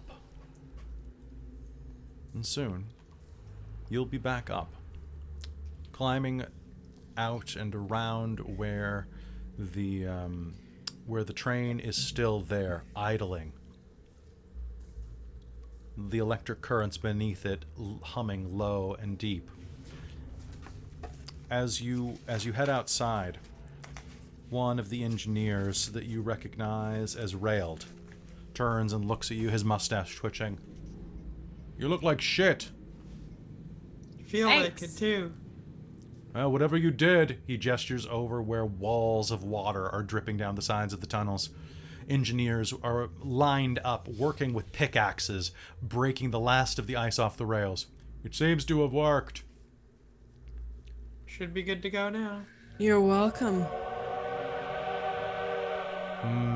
The whistle sounds in the tunnel. We should be able to get back on board. One of you smells awful. Yeah. Yes, I literally died for this cause. Well, you got better. Yes, Okay. no, it's all right. There's Other compartments up front. Yeah. Come on, let's go. They'll be staying in your quarters? Yes. Yes, I'd like to invite them to stay with me. There's a lesser suite next to yours that's not occupied as well. Oh, that would be wonderful. Perfect. It has it's the one with the adjoining room. For what you did, I think I can cover that for the last couple days of this trip. Wonderful, thank you. Very much you- appreciated. You head in there. Give me your tickets. If you have any luggage, I'll have it transferred over. I just have my bag. Then we'll have it transferred over. You go rest up. And with that, you're able to head inside into the lavish quarters of this more humble train, but still far more comfortable than most of you are used to. Outside, you hear the shrill sound of the train whistle, as once again it begins to prepare to continue onward. You quickly have a bath drawn for you. The train lurches to life as the intercom system comes to life again. Ladies and gentlemen, thank you very much for your patience. The disturbance has been dealt with, and we will be continuing onward toward our western arrival. We estimate that we should reach there within 60 hours. Enjoy the remainder of your time, and please don't hesitate to call us if you need any beverages or to purchase any meals.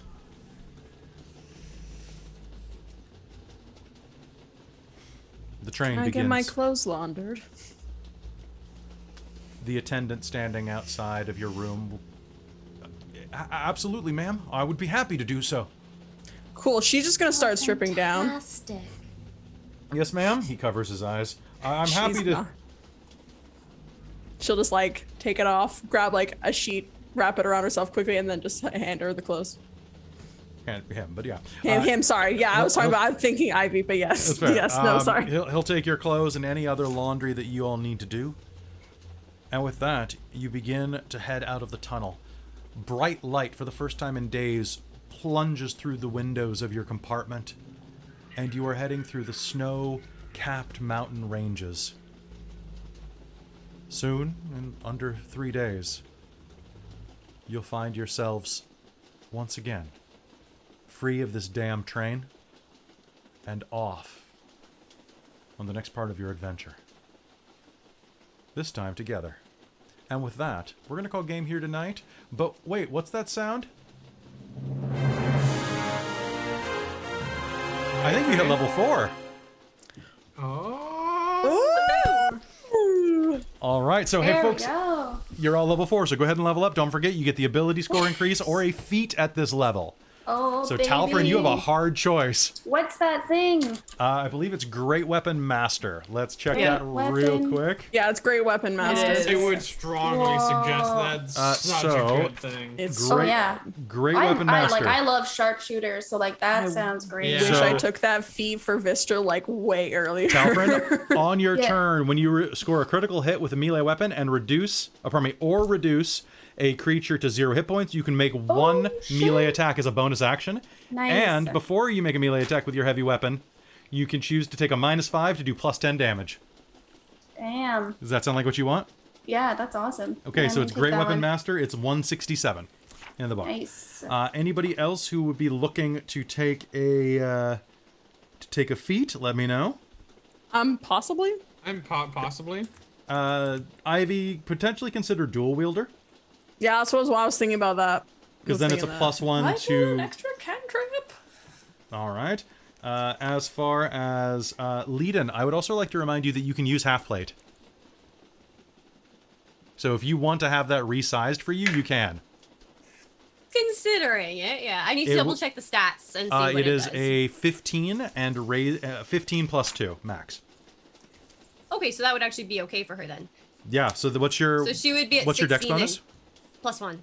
Yeah. So you'd be at a 16 instead of a. 15. Yeah, that's pretty good. You'd have disadvantage on stealth. Oh, no, I don't want disadvantage on stealth. That's one of the reasons why I went with the chainmail or whatever it is. The chain shirt, or the Chain... What is it? I've got it. That's it. Scale mail. That's what it was. scale mail. Okay. Well, scale mail has disadvantage on stealth too. What? No, there's one that doesn't have disadvantage on stealth. I took that one. The This breastplate. one does not. I think your AC. Oh, because you have a shield. That's why your AC is 15 right now. Yeah, it gives me +2. So this would raise your AC to 18 if you had this, which is pretty dope. In theory, you could sell it and buy a breastplate, which would get you up to 17. That doesn't have any. Yeah, I don't want that penalty to stealth because I feel like it's gonna come up and I'm not tanky enough for it to Okay, have well, that disadvantage. think about that. Yeah. So, as I would strongly suggest to check those items out later, though, once you have some time during the beginning of next game.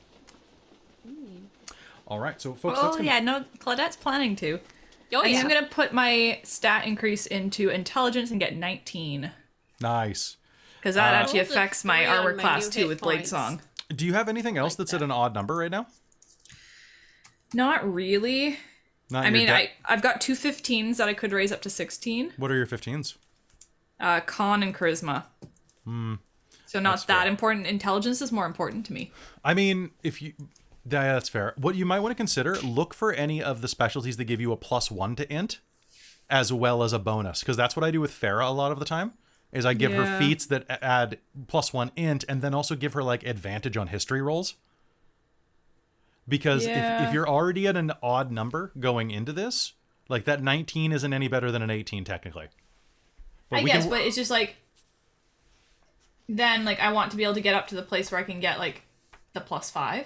Yeah, but you get a +2 next level too, or next Yeah, time that's you have an true. increase. So I would suggest, so you could take linguist, which gives you 3 additional languages, and gives you code breaking. I think I'm just gonna throw my ability score increase, the 2 points into wisdom, bump me Yeah. up to +5. Yeah. That's pretty good. Yeah, because I did not get great rolls for Claudette's stats. It's very middle of the road. There are No quite a real few outstanding one. things that you could take though that are pretty good. Like there's that. There are others in other books that I don't have physically in front of me right now, but We can discuss that and like see if any of them are good for you. If not, just put it in Inth then. It's all good. Okay, so folks, that's going to be it for us tonight. We will see you next Friday, but don't forget, we are back tomorrow night with The Secret of Hexeter House. Hope to see you then. Thanks very much for tuning in for this second part of our dungeon crawl. We're going to continue on and have much plot later, so we'll see you next time. Bye, everybody! Bye.